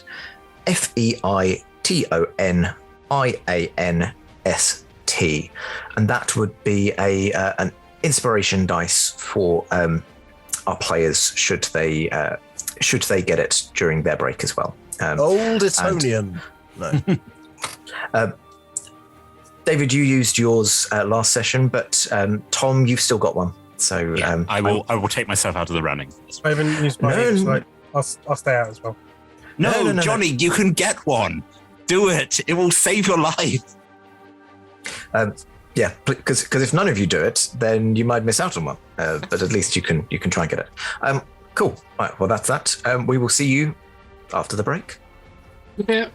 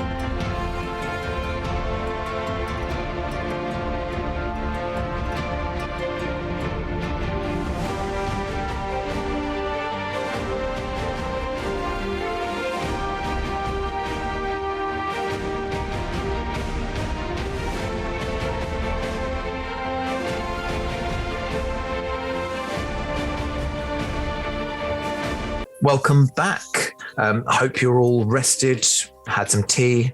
We've all had some tea, and maybe got the solution to an anagram. How did you all do? You had thrown me for a little bit because of the space, but I got it, I think. Cool. I can see some coming through. It took me, I don't know if you can see, I had it complete. Is it going to? It's probably not going to focus. I had so many different variations of that word until I finally clicked. Cool. Well, I can see, Johnny, you got there first. Yep. Fitting David and... Oh, sorry. Go on. David and Josh, you both got it as well. Any more? I was just eating a pudding. It was lovely. I had Tom, a you've already biscuit. won. Yeah. No. My stomach is full of dessert, so it's all good for me. Winning. Johnny, do you want to give us the answer? I'll let Josh do this if he thinks he's got it. Oh, To you. Well, it's best to me now. I've got it down as infestation. That is the right answer. oh. Yes, because we thought it was going to be much nastier, and then you went in and shot the bees, and it turned out that bees are nice and keep the world running. What would happen to our surplus of eyes if it weren't for the bees? They are an infestation. Like they're a parasite. They're just nice ones. Yeah. You trying to say that we're playing D&D and we're not murder hoboing everything? Yeah. I'd just like to point out that it could have also been Sinfonietta, a symphony of less than standard length or for fewer instruments, which look, I you've got totally knew second and inspiration. didn't Google. I'm impressed with your Google anagramming. Yeah, I didn't Google anagram to begin with, but I was curious if there was anything else, so I did have a look up afterwards. I also had Fontaine Sty. Fontaine Sty, yeah. That's good. It's nothing, but Yeah. Cool. Right. Well, I'm going to put a pin in that. Please. Please don't, it'll pop. Yep. Pin it right in the eye. Yeah. Many eyes. So when last we met 5-10 minutes ago, you had made your way back from Phaetonian Street to the temple. You managed to do some blessing of some water to make it holy water, and remove the curse, which had only just started to flourish and start to give you some blessings, perhaps, but you don't know at what cost. So better sooner than later, perhaps. You've also gotten a bit of money so that you could obtain a scroll of remove curse, should anyone else succumb to it. And this is where you find yourselves at the beginning of the start of the street where it goes into the kind of market district proper in the Protector's Enclave.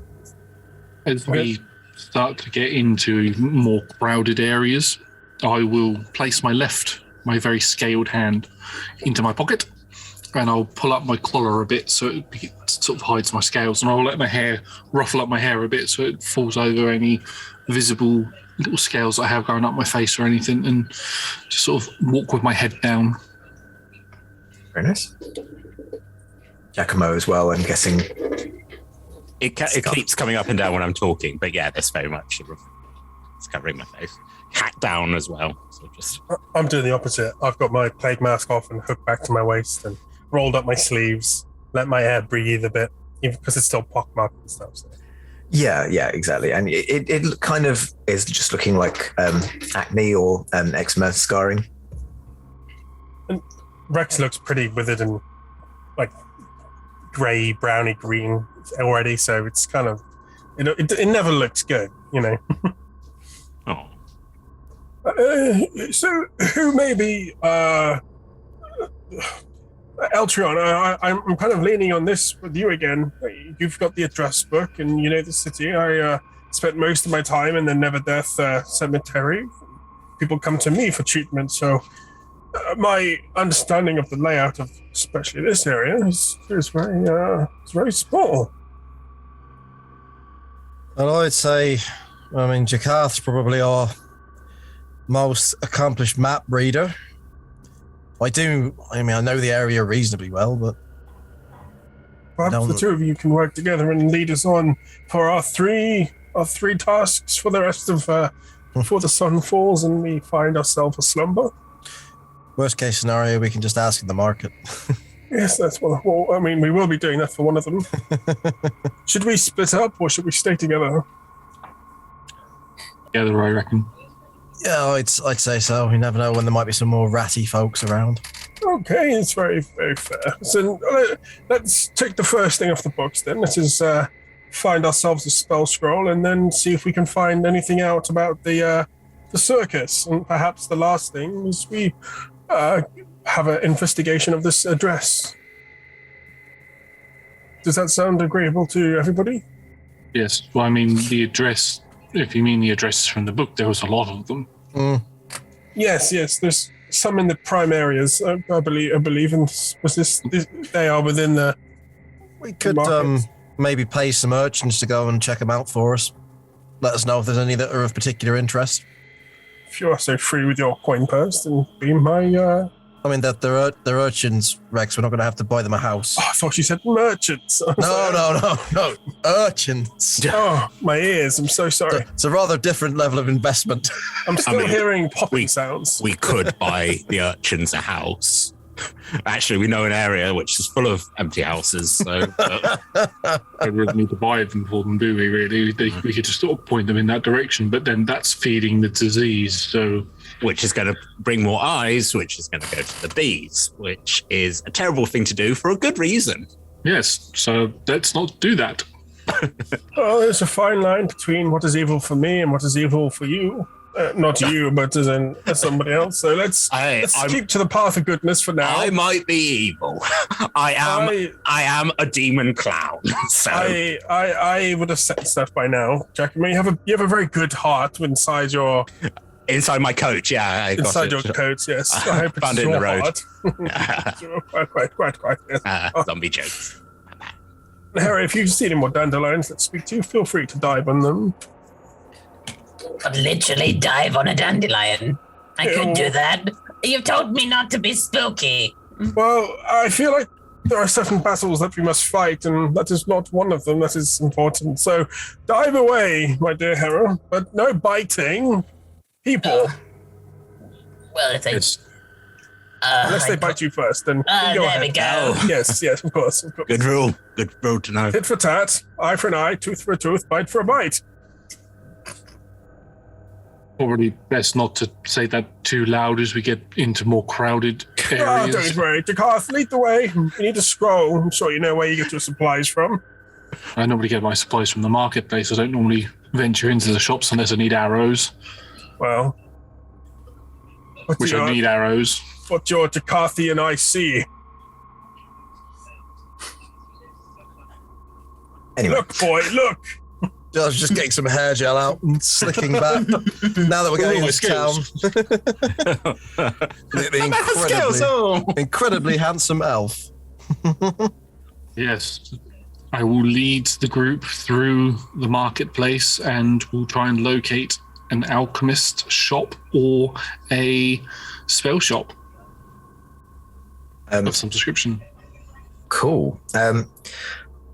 So, for the sake of expediency, I'm sure that we don't want to necessarily spend our time on a shopping episode. Unless anyone particularly wants to RP with the scroll seller. Sean, tell us about the shop. What's the name of this shopkeeper? How big many is it? children do they have? What's their favorite chease? Let's buy the Most important strongest spell question. scroll. If Power Rangers was a thing, what Power Ranger would be their favorite? I will say that if we walk past the clothing shop, I will point out that some of the clothes have got the label named Giacomo in them. Oh, well, fuck. Well, there goes that clue. Well, I they mean, must be your clothes too. maybe I'm the Baron. Maybe that's the trick. Maybe I own. Maybe you're a clothes designer. Fashionista. These are the hands of a man who cuts cloth. I mean, And why did I do a get rather bitten nice by a stitch. dog? Maybe you just had a Skin a dog. dog? Maybe you kept hounds. I mean, there are 2 patches on my coat which have dogs on them. I'm like, maybe I did.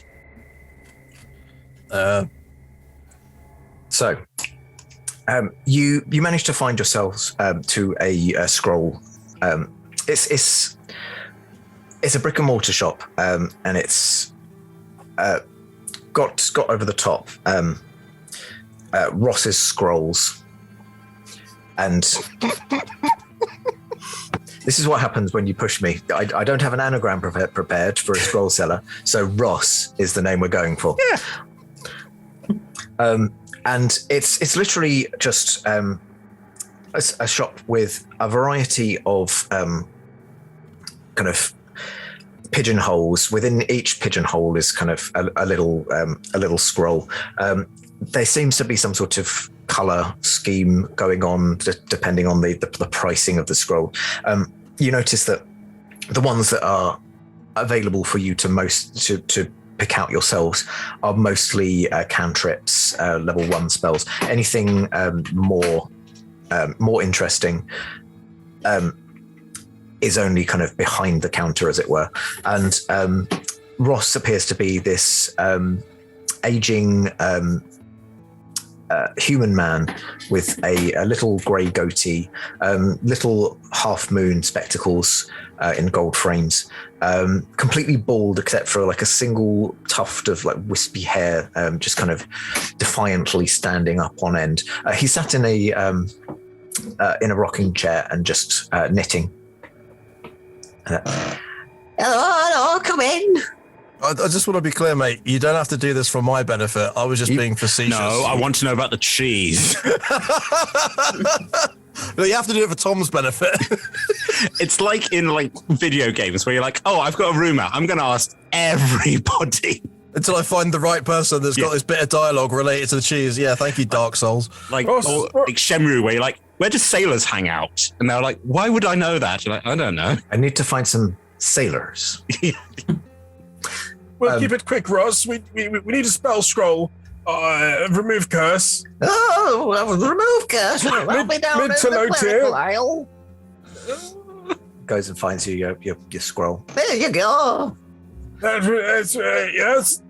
Well, thank you very much. That's exactly how much I was going to ask for. Well, that's because the Church of Kenham always provides. Oh, how's Altaria? I'm doing very well. Oh, excellent. Oh, sorry, madame. I'll be with you. I'm sorry. It's a very busy time of the day. How are the warts?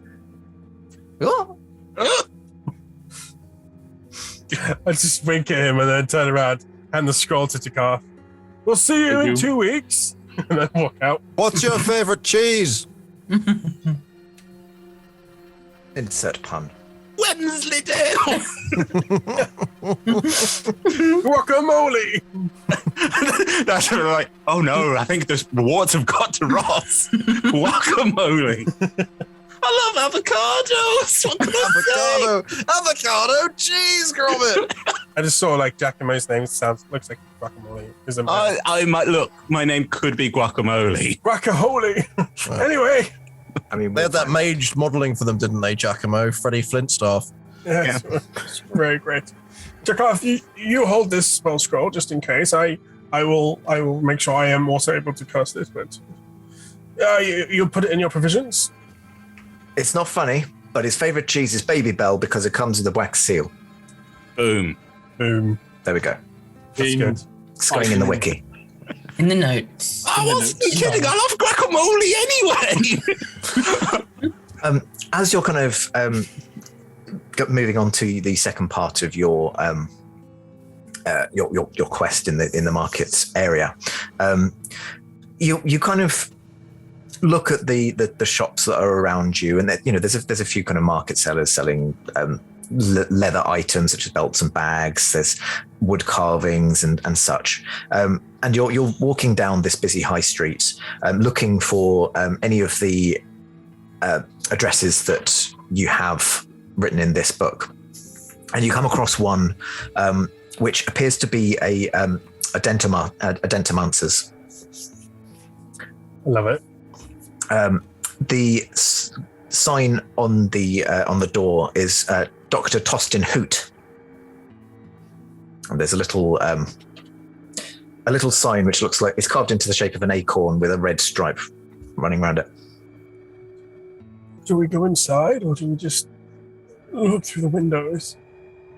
Subterfuge is not my strong suit. I think going in would be less suspicious. I mean, show my ignorance. What does that mean, that sign? What would we be wanting if we went inside? Dental work. Oh. I'm assuming by Dentamancer. Right. I mean, we could just... My mighty there. Yeah, well, yes. Here has definitely got a good pair of teeth. We also Thank you. don't know if it. We also don't know if it's closed. I mean, it's knock, only, it's only like 4-ish, so you're it's still kind of a little bit busy. If you were to go in, the door's open. There's a little bell that's it's kind of placed a little bit too low, so you kind of open it and go, and then when it shuts, it's just like. A back door, Sean? Sorry, is there a back door? Yeah. It's not the end of the row, but you would possibly be able to. It's kind of like in a little terrace, so you could possibly kind of go around. I just thought I might observe the back in case anybody Runs makes out. makes a run for it. Okay. Anyone going with Eltrion or Eltrion on his own? With Eltrium. Eltrion on Jakarth around the back. Everyone else going in? Hello, we're zombies. Can you check our teeth? There does seem to be a waiting room, and there's one person who seems to be waiting with the kind of traditional handkerchief tied up around their head. Like, takes one look at the two zombies, is like, but kind of just tries to keep themselves to themselves. The Dentamancer, Dr. Tostin, you see them as they come out of like the next room. They are an owlin, and they're dressed kind of in wizardly robes, but in a very kind of red and white theme, with a couple of blood spatters. Who's next? I believe that was this gentleman here. Come here. And the person just like sidles past the two zombies. Good luck. They go through to the other room. There's a little bit of time just kind of passes silently, and then suddenly and then the person comes out with a tooth in their hand, which has a little thread and a small golden brass kind of butt-coloured ball just hanging off the. Or just make sure that you don't eat anything sharp, and that should do. Oh. Good luck. And the person goes on there. Right, who's next? Well, my charges here. I need to have some inspection of their teeth. They may be suffering from some severe decay, and I just want to see if how bad or how good it is. Oh, of course, come right through. Thank you, that's so kind of you. Yeah, I wouldn't mind getting my teeth checked maybe one day soon. I don't mind if you want to come. You'll go, or just one at a time. It's up to you. Well, we'll all pile in if that's quite okay.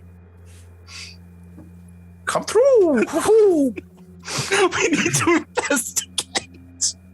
But no, fine. I had a knife put in my mouth. Who knows what it did to my teeth? Oh, you need to floss. Jakarth, you're too large. Stay outside. Jakarth's not here, brother. Oh, that's all. Hera, wait outside. I'll go in with Giacomo. Giacomo! That's me, the Guacamole kid. The person leaving with the tooth. Can I have that? Yeah. Yeah. Add a tooth to your inventory. It's a wisdom tooth. It's lovely. Thank you. It was very painful. Oh, hold on. I get some sort of leaf. I pull it out. Do you want this to make you feel better? Oh, thank you very much. Open your mouth. Sharp. Oh. The one thing you use. Suck on it. And they head off. In the room, I'm guessing Giacomo sits down. There's a kind of chaise longue that's been elevated up. You kind of have to just lie back on it. And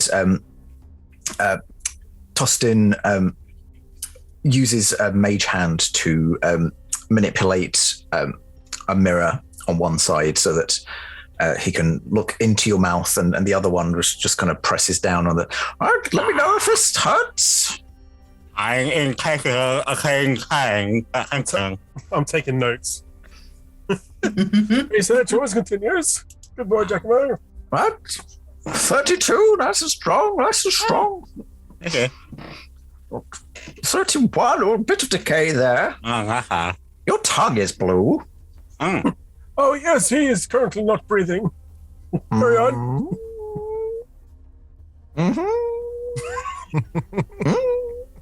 Okay. Podcast listeners, you're really missing out. It's slightly kind of trying to manipulate the tools, holding them from the very tip to keep his feathered fingers as far away from your actual mouth as possible. No, don't worry, I'm a cleric of the Calambrite Shrine, and he's under my charge and protection. He won't bite. Feel free to dig in.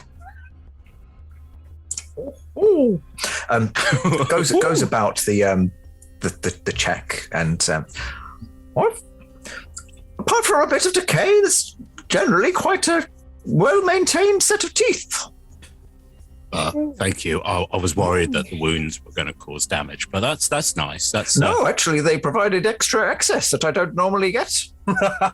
Well, I'm not saying you should make it policy, but well, thank you. That was kind. Do I need to buy a toothbrush or something? Oh, would you like a lollipop? I mean, I don't think you should be giving me one, but yes, very much so. More lollipops equals more customers. Ho-ho! Dr. Hoot, while you're in my vicinity, and may I ask a question not relating to dentomancy? Sure. We didn't have anyone else waiting, so I've got time. Oh, yes. Well, Harry's outside, but she hopefully is doing something else, acting innocently. Do you know an individual by the name of Ryan? Stare. Give me an insight roll. Okay. My passive is 18. Passive is it? I will. That's that's an active 11. I will allow for the passive because it's you could notice these things as you're just in conversation. That's fine. No, doesn't ring a bell. Ooh. You get the feeling that was a lie. Dr. Hooterson, are you a faithful owl? I'm faithful as they come, of course. To which deity do you assign yourself, or are you a free-spirited owl? Oh, well, I've always been quite fond of Helm. Helm? No choice. Interesting. Let me just ask you that question one more time.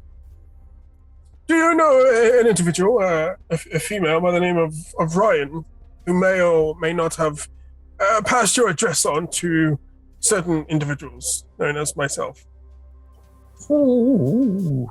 And think about your faith when you answer that question. I'd like to point out you're not in trouble. We're just trying to solve some problems. Yeah, of course. We are simply here to further an investigation outside of dentomancy, and I will obviously anonymize your name.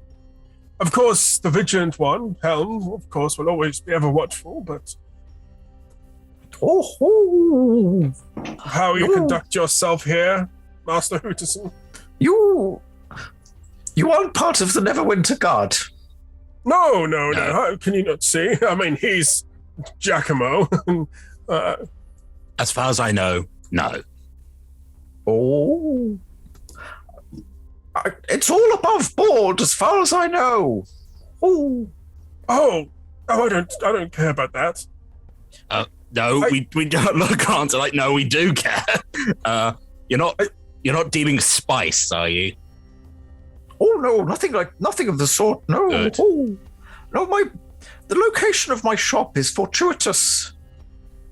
I had my eye on a place around here, and I encountered Ms. Ryan and let her know about my intentions, that I was looking for a shop here, and lo and behold, one opened up very, very swiftly. And between us as friends, you greased the wheels to make sure Miss Ryan could help you find the shop, correct? I may have paid a fee, a finder's fee. Right, all right. I haven't really thought into it, but it has always been a bit disquieting. Quite how efficiently she managed to find this occupancy. Of course, it's nothing entirely to do with you. Has Ryan been in contact with you since? No, she's disappeared into the wind. Well, How did you contact her in the first place? Did you meet her in a tavern, or did she have like an office? I was in a tavern. which one? Definitely should know a tavern name. It was in the the Beached Leviathan. Oh, Hera, your teeth are due to be checked. Would you like to come in? Shambles in. While we talk, you have another patient. Oh. Does the same thing. And yeah, starts to check each of your teeth. You are a bit further along than Giacomo, so your teeth are quite wobbly. Oh.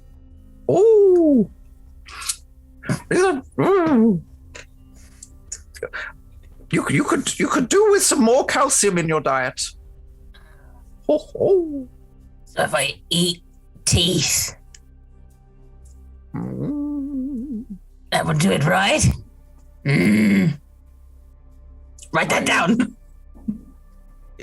It might. It's a very direct way of getting. I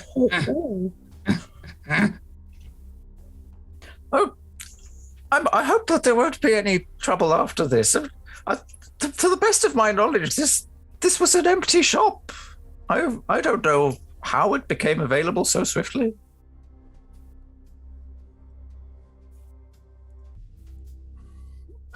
I'm just watching Giacomo lick that lolly very...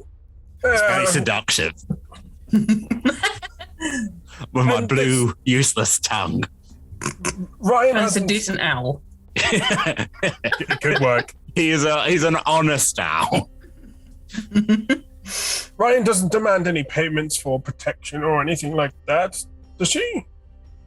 Or like rent, tenancy, money per month to ensure the property is kept occupied by yourself, so to speak. I mean, there are people who come around and do that. I just thought that was a landowning thing. When did they last do that? Oh. About a 10-day ago. Mm-hmm. And how often do they come around? 3, 4, 10 days. Okay, so not at the moment. So they won't. It's a bit difficult to understand. I mean, they might literally just be your landlords coming around. Quite. Yes. Yeah. They may not be criminals. Then again, capitalism is the greatest crime of all. Giacomo. Well, let's not get quite into that. I can see why Giacomo got stabbed. Actually, you think I'm a criminal, but actually you're you stabbed me. Yeah, no, I deserve that. Down I go.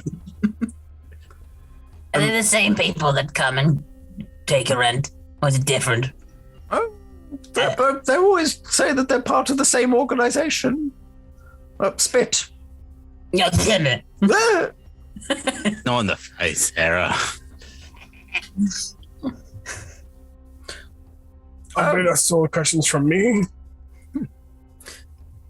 What's out the back, Eltrion and Jakarth, while this is going on? What are you kind of doing? Laid a sheet of ice outside the back door. Mm-hmm. I guess at this point, quite a lot of time's passed by.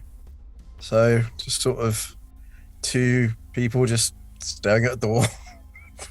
Oh, I'm going to look for tracks to see if there's any footfalls or anything that have come and gone for anything that might look suspicious. And I'd also like to look to see if there might be a certain sort of hatch that might lead underground. Hidden doors and then that nature. Hidden doors and all that, yeah. Makes sense. Yeah. Okay. Give me an investigation roll, either two separate ones, or you can one with advantage. I will assist you by having my mage hand just tap various points on the walls and the floor. Just see if anything sounds hollow. That is an 18 in total. An 18. As you're looking around, you're kind of looking in all of the places that you would normally expect, like maybe an outlet if there was some sort of secret passage or anything of the like. These places, it's just like a little terraced row of houses, some of them with dwellings above them. Nothing that immediately strikes you as somewhere that would have need for any kind of secret exits. You feel fairly safe in thinking that if anyone was to try and leave, it would be via the iced over back door. However, while you are nosing around, you see attached to a it's a bit more out onto the street. So you do see someone has affixed a poster that looks very familiar. And as you approach the tree, you recognize the same design, but down the bottom, instead of saying coming soon, there's some smaller writing.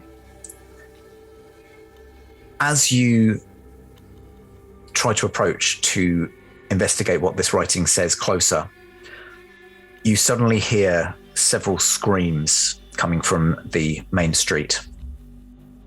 And those inside the building would also hear these. Let's get to the main street quickly, Eltrion, and I just dash. As you get out to the main street, you can see that people are running in all directions, screaming. Some people attempting to leave with their wares as much as they could carry. Others just abandoning things wholesale. Shoppers dropping bags, trying to pick up offspring, etc., etc. As the space in the middle of the street clears, you see a creature. Initially, you kind of recognize this creature. It appears to be a large feline in shape, with a mess of hair around its neck. However, as it stalks closer to you, its flank turns to you, and you can see that its hindquarters appear to be more like a striped horse. And in place of its tail, there appears to be a whipping snake-like appendage. And Tony's been at it again. Please could you roll initiative? No! And Tony! And so we shall go to war. You've made an abomination. Helm would have things to say. I get to press the start encounter button. Yes. Very excited for this. Well, ironically, for being actually outside of the building, very slow to react. Yeah, same. Don't rush towards trouble. Saunter towards it in the hopes that someone else would have dealt with it by the time you arrive. Garth and Eltrion are on the same wavelength there.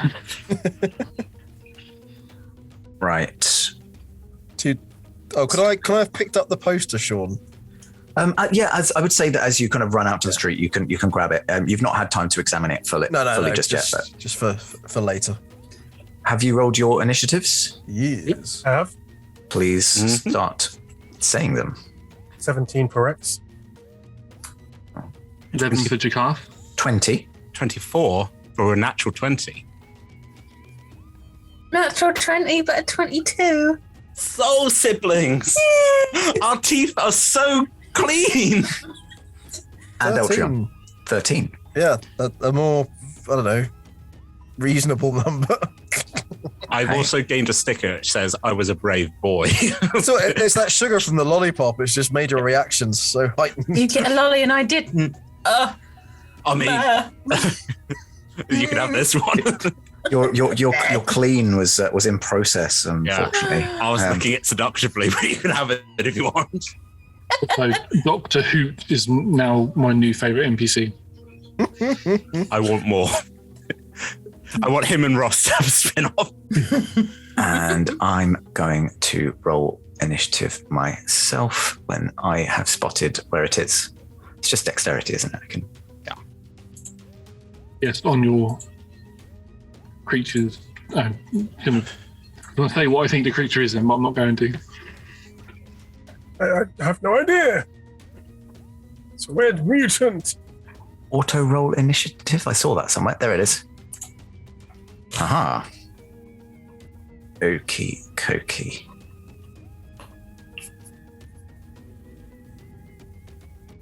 I like this.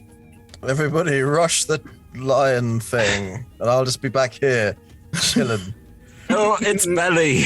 It'll be slower when it's full of meat. I'm assuming the law of salvage applies to all of these abandoned stalls. I'll Snaggly just be at the bra. back filling my bags with everything I can carry, which is like a grape. Oh, an orange. A single wood carving. Right. I have got your initiatives, and we are in the battle. So, first up, Tom, with your 24. Well, that's not great for me as a rogue. I want other people to go first. You are in the building, so you're Yeah. kind of not there yet. Oh, well. I say that into the world. I'm like, well, time to go. Doctor, stay on the straight and narrow. Thank you for checking my teeth. We gotta go. Out we go. Just look out, see it, like, that. Is it attacking anyone, or is everyone? It's more that it's just kind of appeared and is a very large threat. It seems to be its size has been engorged in some way, so it's much larger than you would expect it to be. It hasn't attacked anyone just yet, but people are running for their lives. Okay. Let me see if I can remember anything of my past life here when I just go, whoa, ooh, down, stop. I'm going to try animal handling. I will let you make an animal handling roll if you wish to try and. Does everyone remember Giacomo, that character that used to be in this campaign? Who got eaten by this. You can still be soul friends if Harry carries around your head. So that was the 16. I then used my past life thing, so that's a 17. How many times do you get to use your past life thing? Or is it just a Free rest. 3? Nice. Okay. You swiftly realize you're kind of confronted with this creature.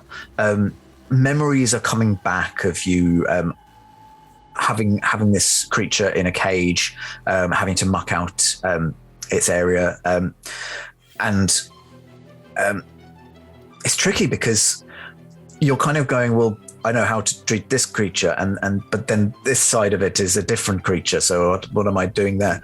But with your high roll, you swiftly realize that this creature is not acting in the way that it normally would. It's been driven into this rage that is just beyond anything you feel you'd be able to calm down.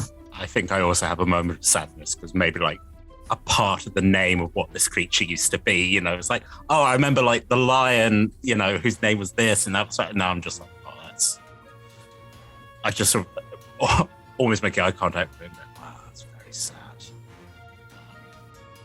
All right, yep, it's feral. Step back. I assume I got quite close to it. Yeah, I mean, running out of the shop, you could kind of have gotten close enough to not close enough to be right. Yeah, right next to it. But if that's okay, I might then sort of move slightly back, use a bonus action to hide because I assume there's detritus. So yeah. There's stalls, there's kind of baskets and such like that. I sort of like go, it's feral, duck behind, and sort of they're going, I tried. Roll me your stealth check, just as that's fair. Yeah. I mean, it is an action; you get to do it, but you know, yeah, I like to know. Well, it's compared to its like passive, it's trying to attack me. So that's stealth, and that is, that's a 9. It's not a very good stall. Yeah, you're kind of you're ducked behind it. You just feel quite exposed. Is I guess the thing. So you can't necessarily, you can kind of see it just about. You feel hidden, but also there's sides all around you. And did it sort of? Because I obviously got its attention. Sort of like as I was moving, did it like its head follow me, or was it still sort of like going, "Hey, what's going on?" You have to kind of look into its eyes to recognize that there was nothing of the beast you previously knew there. So it is aware of you, but you've hidden from it.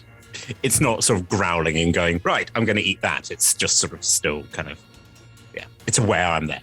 It's making some very unnatural noises with its throat, just almost too high pitched, too strained for the animal that you know. Did you say it had a snake tail as well? It does. It has the snake's tail as its tail. I'm wondering what happened to the nice snake lady now. I'm like, oh no, oh dear, oh crumbs. So my turn. Great. Scarlett, you're up next. Okay, I'm going to grab a lolly as I'm running out. I want that lolly. Mine. I was good. Run out. Step aside so I'm not in the doorway. And I'm going to cast Eldritch Blast. Okay. Roll your attack. Oh, well, that's a natural 1 and I got a 6. You kind of you run out, but you're running at too much of a pace to really aim, and it goes flying wide. You kind of destroy a chimney pot. Oops. But I get 2 beams, don't I? I think you do get 2 beams. So you get to roll for both, don't you? So yeah, do. That's a natural 20 for a 25. Hey! They always come in those 2 pairings. Nice. Having run out, you adjust your aim and you blast directly into the torso of this creature. Please roll me double your damage dice. Ooh. Bastard. Okay, 8.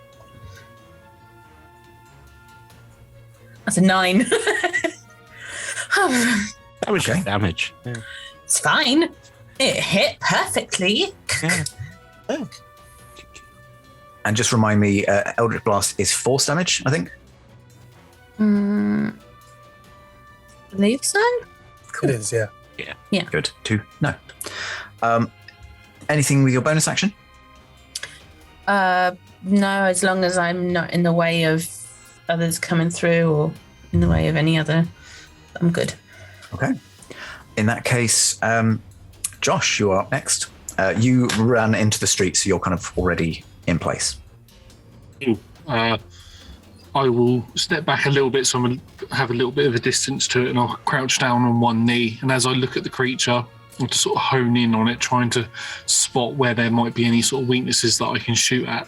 And as I do, my eyes turn draconic, and I'm going to use a draconic ability called Apex Predator, which is basically a flavored hunter's mark. on it. And then I'm going to pull 2 arrows out and I'm going to fire both of them at the creature. Cool. Roll your attacks. And I shall use sharpshooter while doing this. So the first attack is a 13 to hit. 13 does not hit. Oh, and the second attack will be... Believe in you, Jakarth. That is a natural 1, so... I believe in you less. Shooter! Shooter! You kind of, as you try to knock the 2 arrows at once, like one of, it's almost like that put your aim off, and one just, and the other one just goes a bit too wide. And then for the rest of my movement, I'll just make sure that nobody saw what just happened and just sort of slide my hand out and pick up the 1 arrow that just flopped to the floor and just get ready to shoot again. And that'll be my turn. Cool. Johnny, you're up next. Okay, so Rex can see this going on, so he's going to. Oh God, here we go again! Cannonball, assist me! And pull out my shield and have my mace in my hand, and I'm going to march out the doorway, and squatting ever so slightly, bang my mace on my shield, like poof, poof, like really loud, try to get its attention. And come on, then, you big boy, let's have at you! And I'm just going to walk towards, trying to taunt it towards me. Okay. And as Give me an intimidation roll just to see how successfully you manage that. I'm really not intimidating. Big boy. That's a 3. 3. Come on, I'm tasty. What's your modifier for your strength? +3. If you switched out the modifier for your charisma, what would that make it? 6, because I don't have a charisma modifier for my charisma. Yeah, with a 6, you're trying to be as distracting as you can. You feel like the creature's probably a bit distracted by those who've actively attacked it at this point. Okay. Does it appear to be focused on Jakarth? Because I'm kind of standing near Hera, I imagine, in the doorway. It's kind of gone. Yeah, so I'm imagining we're walking out the shop and Jakarth is to my left, kind of in an alleyway somewhere. Yeah. So you've left this. Jakarth's there. Hera's just kind of stood to one side of the door, having allowed you to leave the shop, and Eltrion is on his way, you assume. I hope. Okay, so as I step out banging my shield, the mark of Cannonball, which is an uprighted skeletal hand, starts to glow where my arcane symbol is. My arcane focus, whatever you call it.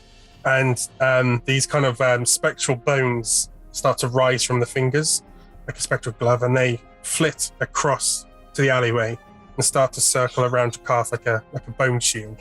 And that is Shield of Faith on him. Go on, Father. Go on. And then I will take the dodge action. Okay. So you've dodged. You've got Hera to one side. You also, with your passive perception, do see Giacomo. You're on the other side of the stall, so you can see that Giacomo's just kind of there. It is now the creature's turn. The creature looks over towards the shop, sees the two of you, Hera and Rex, stood next to each other, and exhales this horrific cloud of black vapor. Would you please both make me a Constitution saving throw? Giacomo, you are in this range as well, but being hidden, you can roll this with advantage. My one weakness is gone. Ooh. That's a 7. I got a 4. Oh no. We do still have our 10 hit points, remember, from my inspiring leader. Mm-hmm, You do? That helps anyone.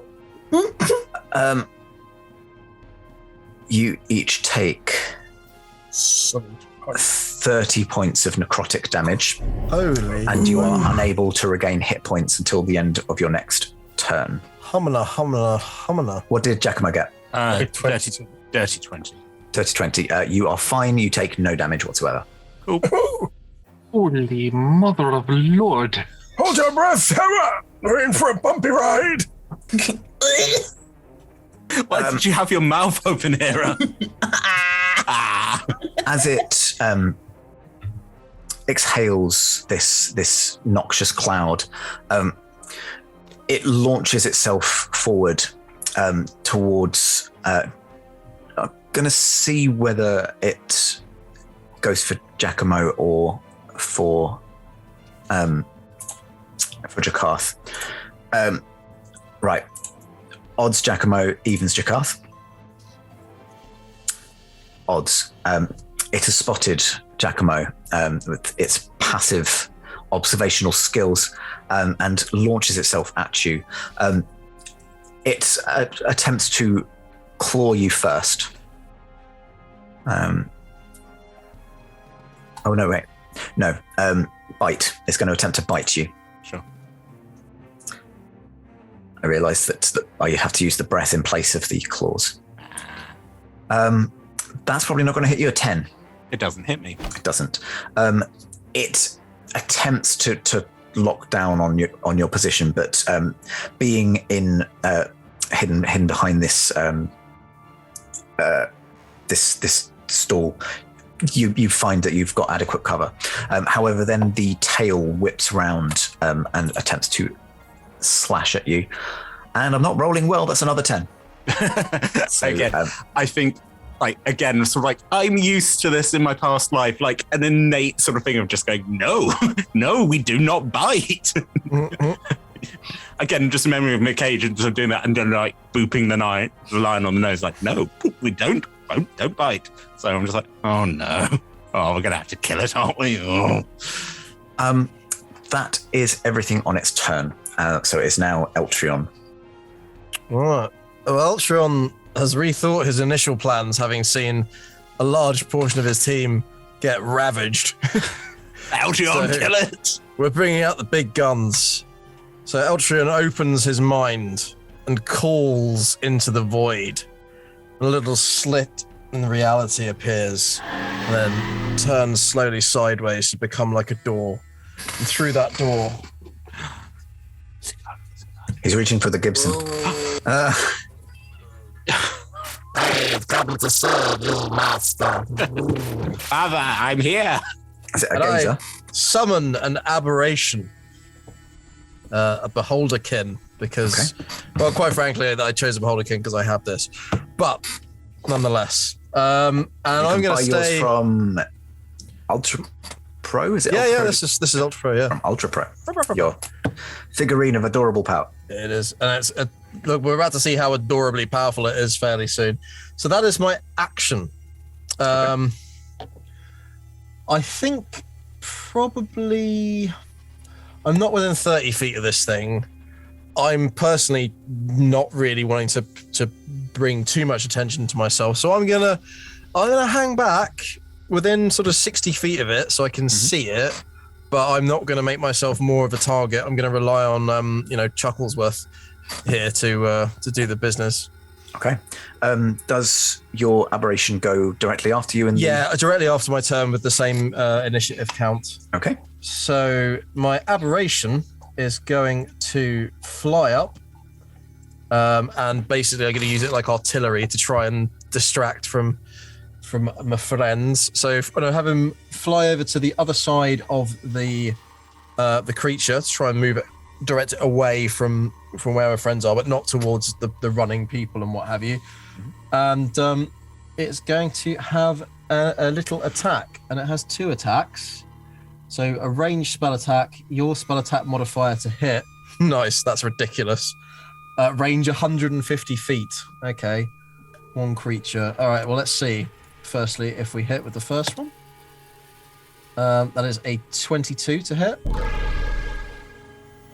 22 hits, yes. Yeah, and I'll just roll them both out so I can do the I'll do the but a 14 won't, I don't think. 14 does not hit, no. That's fine. So we're rolling for 1. Apologies for the time because this is the first time I've actually ever used this spell. It's all right. 1d8 plus 3, yep. Plus the spell's level psychic damage, so 1d8 plus I suppose it was 4, 5, 6, 7, 1d8 plus 7. Okay, cool. Damage. So 14 points of psychic damage. It takes 14 psychic. as this, and hopefully this won't attract the bees. As this little creature comes down on the other side of it and just zzz, like a rail gun. I'm like, that'll do it. And just into Jakarth's mind, just implanting like, we got this, buddy. Keep fighting the good fight. I think Okay. he did. And yes, this aberrational creature appears above the chimera and launches an attack. And you can hear that screams from people are getting quieter, except for behind you. As Jakarth, you become aware of another creature. As you turn, you recognize the front half of this striped feline creature. The back quarters appear to be almost simian, a kind of black fur in a kind of hunched pose, and its tail appears to be that of the elephantine creature that you had seen on the poster. Sorry, it's the trunk of the elephant. My boys, my beautiful boys. And it is going to launch an attack on you. Remind me what the Shield of Faith does. Plus 2 to AC, isn't it? Yeah. Plus 2 to AC. It's a Okay. nice little spell, that. So the creature launches in first with claws, attempting to slash at you, and that is a 18. You will miss. That misses Yes. due to Oh, Shield of Faith. Yes, I will block it. Well, yeah, the Shield of Faith will block it. Excellent. It then launches in with a bite. That's 19. 19 is my AC with the Is Shield your of Faith. AC. If it meets, it beats. I'm afraid that's a hit. Roll it again, Sean. Silvery barbs. Nice. Yes. Oh, no, interesting thing. Is this a... It doesn't get a save or anything like that, does it? No. It has just- to roll. just with- happens. Yeah, it's my mental psycholabala. Little cry. Your silvery barbs has turned it into a 15 and a miss.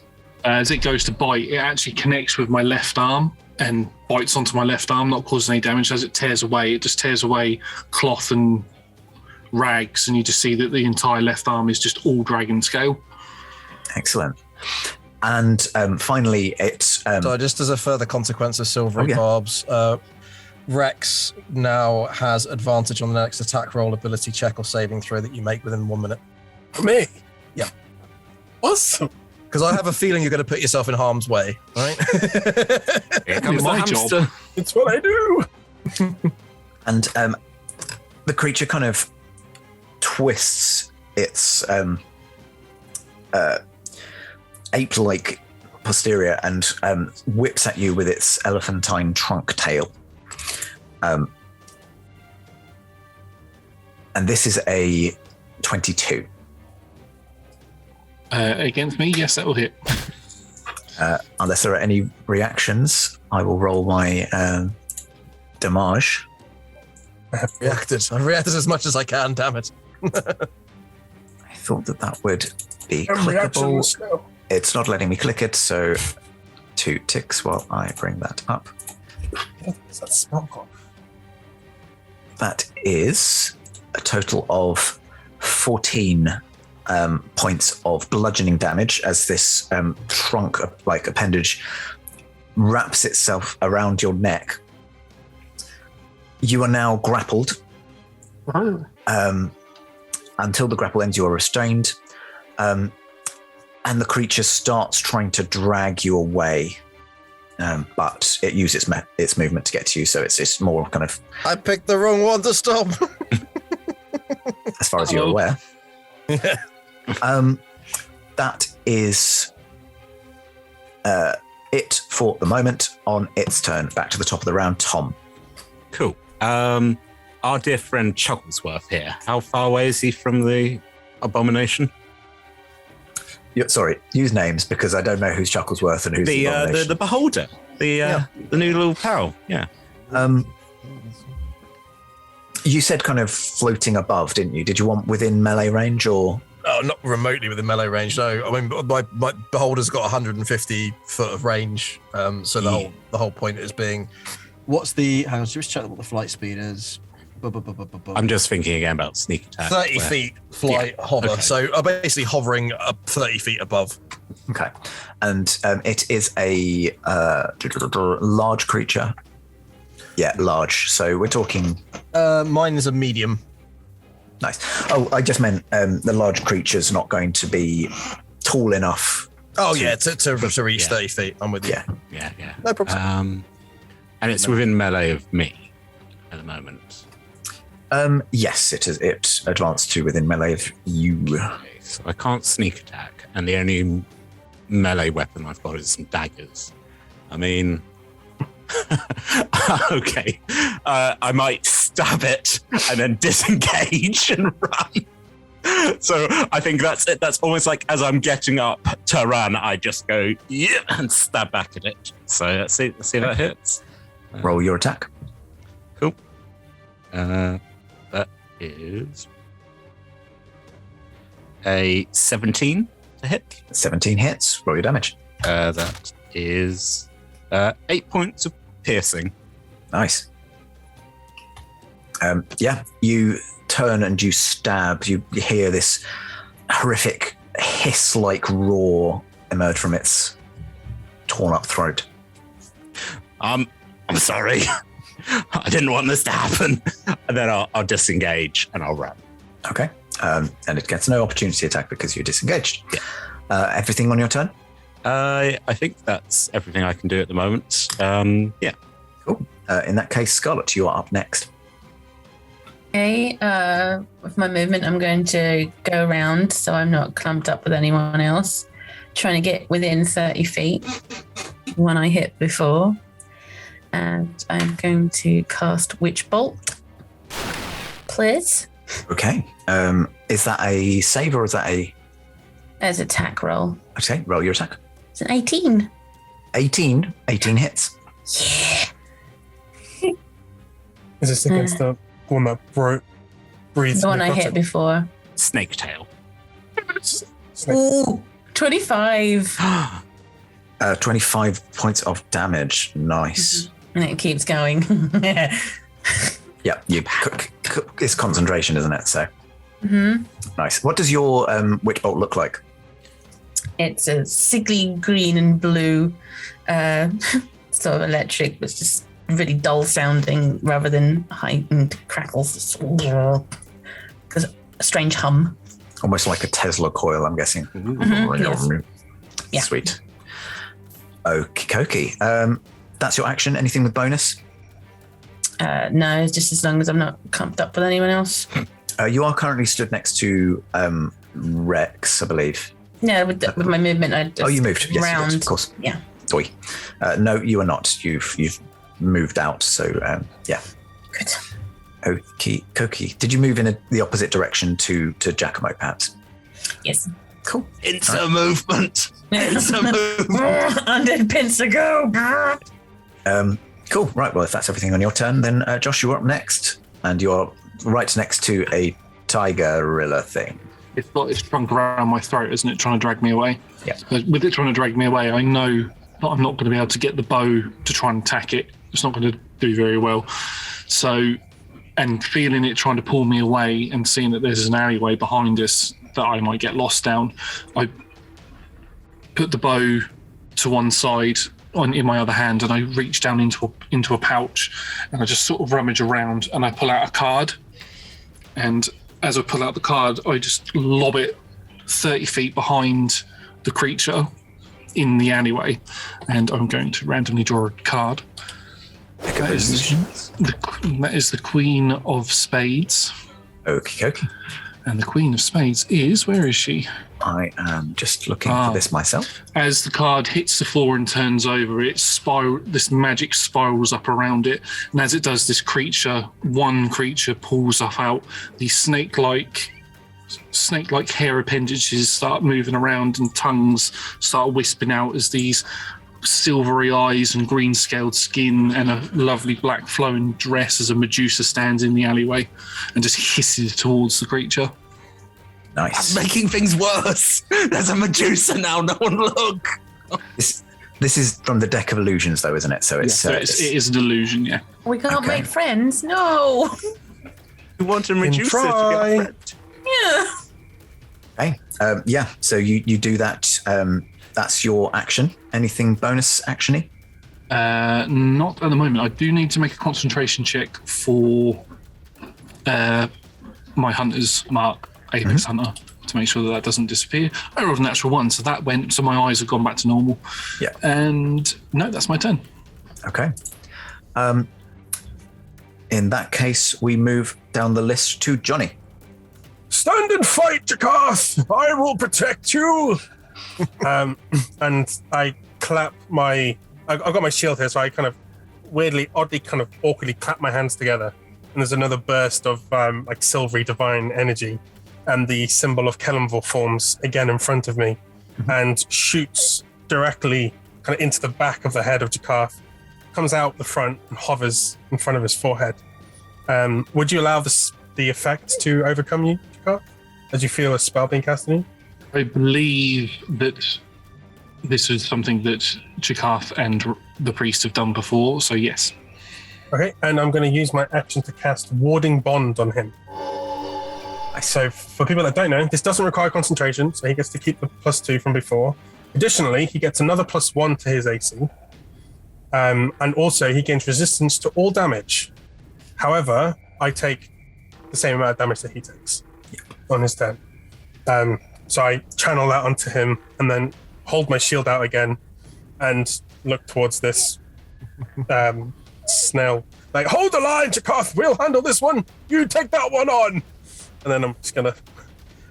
Can I move up to Snake Boy? Do I have enough movement to do so? To move up to the chimera in front of you? Yeah. Yes, you do. Cool. I have 2 weapon fighting for some reason, so I'm going to use my bonus action to slam him with my mace. Because why not? I can do this. That's a natural 20. Nice. Correct. Roll me your damage. Double your damage dice. I think it does automatically, doesn't it, for you? Yeah, so that's 8 points of damage as I just smack him in the bum. Naughty beast! Don't spank it, priest. It's the horseback side.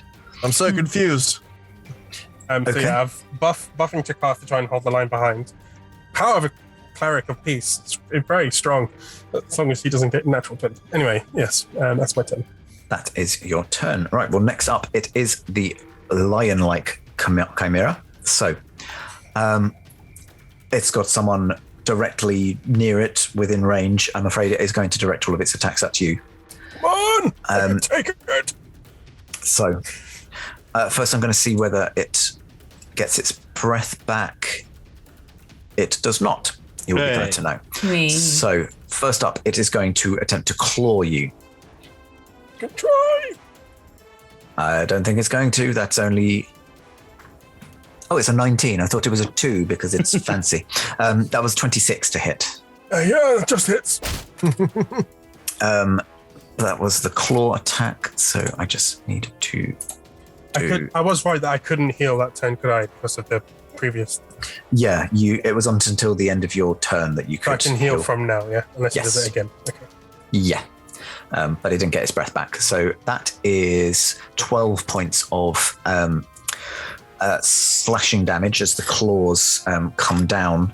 It then attempts to clamp its jaws down on your arm. That is a 22. It beats. I got high AC, but not that high. Okay. Oh, let me roll the d12. I must have typed something wrong. That is 9 points of piercing damage. Additionally, so its jaws clamp down on your arm, your mace-wielding arm, and as its jaws and teeth press into your flesh, you suddenly become aware of an eye opening on its forehead, a snake-like eye, and as you look into it, please roll me a Constitution save. Why do you keep choosing con? Genuinely just the way the stats went. That's a 3. Oh, Oh, you get advantage. I get advantage. the rhubarbs. It's not going to help too much. That's a 12. Still not enough, I'm afraid. As you stare into this, the depths of this serpentine eye, you become aware of your flesh starting to harden. Your joints become stiff. You are slowly turning to stone, and you will have to make another saving throw at the end of your next turn. And you are restrained. Okay. Help! It's gone Sorry. wrong. What else to hold? Stay as suboptimal. Oh dear. We go back to the temple and go, something else is having to wreck. Fix it. We need a resurrection now. No, It's got don't do that. two choices of other people to run after. Oh, you're restrained. Does that mean that you can make an opportunity attack? I'm not sure if it does. I don't think it stops me. It doesn't stop. It gives me disadvantage, doesn't it? I think it's disadvantage, isn't it? Yeah. You can't move, right? Restrained? Yeah, I automatically Yeah. fail strength and dexterity saving throws, and I have disadvantage on attacks. So, again, I'm going to determine a random direction, Giacomo or Hera. Giacomo on an odd, Hera on an even. That is even, so it runs after Hera. It has 30 speed, so I don't think, because you were further away from it and you've also run 30, it doesn't catch up to you. But its tail has reach. Can I make that opportunity attack? With You disadvantage? can make that disadvantage opportunity attack as it leaves your area. It's not likely, but that's a 19. 19 hits, I said no. 7 points. 7 points. I just like screech my arm down, like yeah. And it runs Yeah, into you it. just managed to kind of. Just runs into you. Its tail has 10 feet of reach, so it's going to whip towards you with its snake-like tail, Hera. But that is only an 11. No, miss. Miss. Yeah, so it kind of launches towards you, but it's just shy of being able to actually get you with that. And that is its turn. David, you're up. Gosh, I feel like I need to, like, Eltrion's like, we got to like, throw the big guns at this one, like everything we got. This otherwise this is going to go bad. Just seen like Rex get almost destroyed. Jakar's being dragged around hither and thither. Hera's getting chased down. It's not looking good. So everything's coming in. I mean, I'm feeling pretty good about myself. I feel pretty safe. I'm just peeking around from behind a wall. Nonetheless, let's start with a mind slither on the chimera-y type. The tiger or the lion? So we've got a tiger, a lion, and an elephant. No. So the elephant tails. yeah, there's two bodies. One's got a trunk as a So tail. the lion is the one that's after Hera. Yes. The snake tail. Okay. In which case, that's the more immediate threat because Okay. Jakar seems to be Medusering quite quite successfully. So Can't just be slammed into the ground by an elephant. intelligence save DC 17, please. Intelligence save. It's a smart creature. Right. I passed my contract to maintain Sacred Shield, whatever it's called. Shield of Faith. Sorry. You get the sense that it's got some sort of ability to resist the powers that you're trying to use on it. However, you push through its defenses. Even with advantage, I only got a 9. So, because, yeah. So to begin then, that's an initial. It's fine. It's not about damage. This spell, 4 points of psychic damage, and then its next saving throw it makes before the end of my next turn, deduct 1d4. Right. Next saving throw. Cool. Yeah. Oh, yeah, fuck it. Let's do it. It'll be fun. I'm going to cast Rowlathim's Psychic Lance as a twin spell. So I'm going to attack both of them. Nice. Okay. I know, we'll see what happens, but intelligence saving throws DC 17. They still take half if they pass, so whatever. Intelligence saving throws. Okay, so I will do the one that has the minus D4 first. Mm-hmm. So it's got advantage because it's the target of a spell. But it's not super intelligent. 13 on the best one and minus your D4. Yep, that's fine. That'll hit. Okay. Do you want me to do the other one as well? Yeah, might as well. I can resolve them. I'll do that one first, though. Also has advantage. That is a natural 20. That's fine. That'll save for half. Okay, so the first one, the lion type, will take 27 points of psychic damage and is incapacitated until the start of my next turn. I mean, wow. You can say that it's incapacitated. It died. Oh, well, it's definitely incapacitated. How does your psychic lance show as it? It fires from my forehead into it like a Final Fantasy ultimate weapon attack, and you can see its brain is just boiling behind its eyes until its head literally explodes, and just cerebral matter is just flowing down the cavity where its skull used to be. Okay. And this large creature just slumps to one side. Its momentum slightly carrying it towards Hera, but it slumps headlessly to one side. I get a vision sitting by the cage feeding beef jerky to this lion. I'm like, oh no. So the other Sandra. The other one will take half damage. That's a 25, which goes down to 12. Or 12, yep. do you round down or round up? I would round down for you. I'm going to round down. So yeah, that's fine. So that's 12 points of a psychic. Okay. And I will verbally instruct my beholderkin as a free action to hover above that one and shoot it. Okay. Which it will. Which it does on its turn. Yeah. Go ahead. Which is now. I don't want to see people die. So that's an 18 on the first attack. Yes, that hits. 17 on the second. Yes, that hits. Amazing. So that'll be 2d8 plus 10.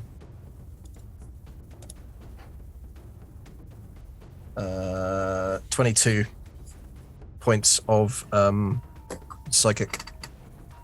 Nice. Kaplow, kaplow. Awesome. And just fight on, everybody! Got this. And as your turn ends, this creature is still trying to drag Jakarth away. So it's moving kind of half its speed. As it attempts, it sees the threatening Medusa and attempts an attack on it. The attack misses because it's not there. But I am going to give it the opportunity to expect. Now, it's always this DC and it's intelligence, so we will see. DC 15 intelligence investigation check. Physical interaction reveals it to be an illusion because objects pass through it, so it doesn't have to be intelligent to realize it just goes. Yeah. But it has wasted an attack on it. You'll be glad to know. It is then going to. It can't use its tail on another target, but it can use its tail on you. So first off, we're going to try squeezing the life out of you with the trunk. That is a 19, which is now no longer your AC. AC now 20. Because I was useful. Yeah. I must stand you know. And it lunges round, attempts to grip you in its jaws. However, it only manages a 13 on that roll. It can't quite whip round. It can't flex itself enough to get you with its tail and its head at once. So you avoid the worst of that. Taking it back to the top of the round, Tom. Okay. Just mental high five. High five you. How far away is Elephant Tail from me? You ran in the other direction, so it's probably about, I'd say 40 feet. Oh, well, if, I've got a crossbow, so that means I don't need to move. And I will get my sneak attack because it's currently grappling. So I will just fire my bolt. That is a 19 to hit. 19 indeed hits. Roll your damage. Okay. And roll your sneak. We start with a 6, and then we add, look at all this little dice rolling, 12. So that's 18, and actually, no, I'm not going to Wales from the grave at this point because that would be more useful than those other things. So yeah, 18 points of damage. 18. Okie dokie. Anything with your bonus action? I'm thinking about what I can actually do. I think I might use my movement to get near to Rex, just to be there. And but no, not for bonus. Just look up and go. You're right, Padre. You can see that this kind of stone curse is crawling across his body at this point. I don't know what to do, but do you have anything that would break that on your person that I could grab? I take that as a no. Just sort of looking at your own. It's like I was hoping for some kind of potion, but I won't let you die. Just like on my mace, just like. And then I just thumbs up next to you. You're right. As this is going on, Scarlet, it is your turn. You have been running not quite towards this other creature, but in that direction. And you can see that it is currently grappling with Jakarth. Okay, I'm going to... it's not the one that just died, has it? That I was casting Witch Bolt on? Yes, that was the one. Okay. So I can't continue. I can't move that spell over to something else, can I? I don't think so. No. Oh, that's lame. Sorry. Yeah, should be. I thought I was saving you. I appreciate you. I appreciate you. Appreciate you. You can ride my beholder if that makes you feel happier. Give it scritches later, it's fine. I'm going to cast Eldritch Blast, I think, at the one grappling. Okay. Yes. Roll me the two attacks. 17? 17. Hits 17 and a 6. 6 does not, 17 does. Okay. Ooh, that's an 8 damage. 8 points of damage. Cool. That is, it's taken 8. Anything with your bonus action? No. Okay. You blast this creature with your Eldritch blasts, and it takes some damage, not as much as you'd like. Next in the line, Josh. I am going to have no particular spells or anything that can help me in this particular... Oh, no, I do. I haven't come up with a draconic name for this one yet, but as I hold in the staff with my left hand, I'm trying to wriggle around, and I put my foot on its hindquarters, and as I do, I sort of push back, and as I do this, these clouds of thunder and lightning spin around me as I cast Misty Step and teleport 30 feet behind it. Nice.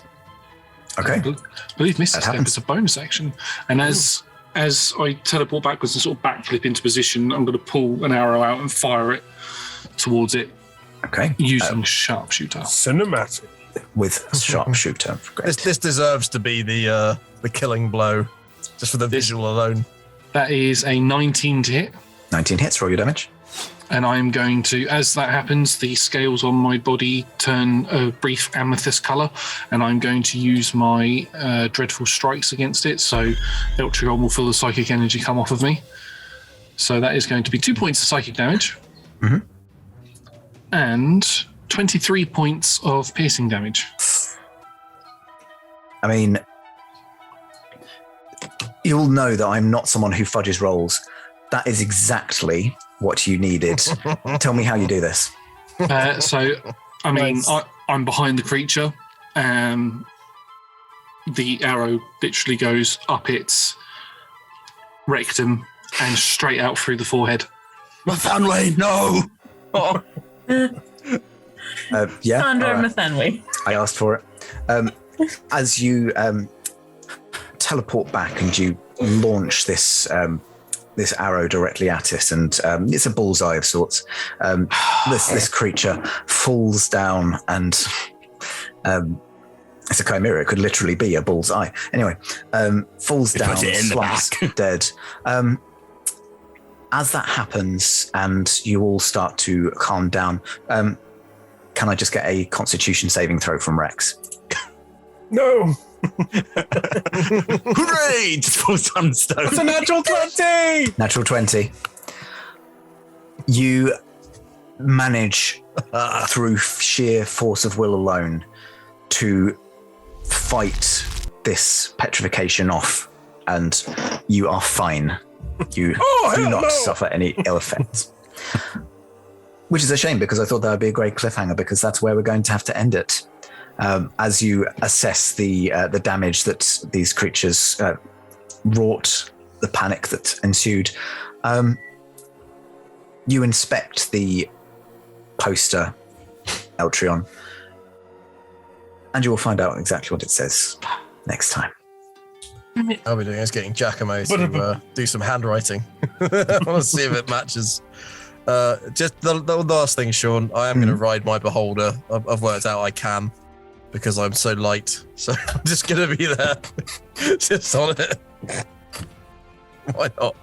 And for me, like in Return of the Jedi, where the Rancor Keeper cries for his fallen friend, I'm just there going, I just remembered they existed, and I'm so sad.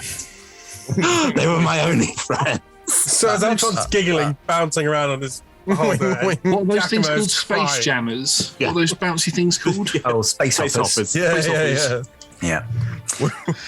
So, thank you everyone for being part of the little bit horrific, little bit heartbreaking, little bit nutty proceeds of tonight's show.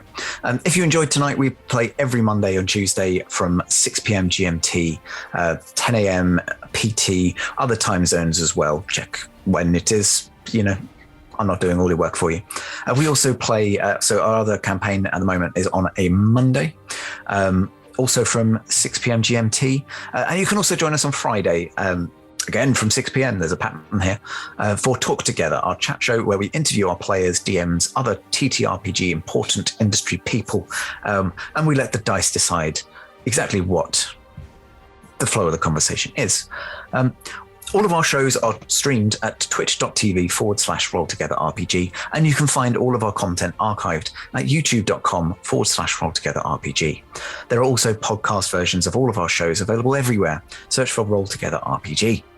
A massive thank you to our D20 Club on Patreon. Without you, there would be no show.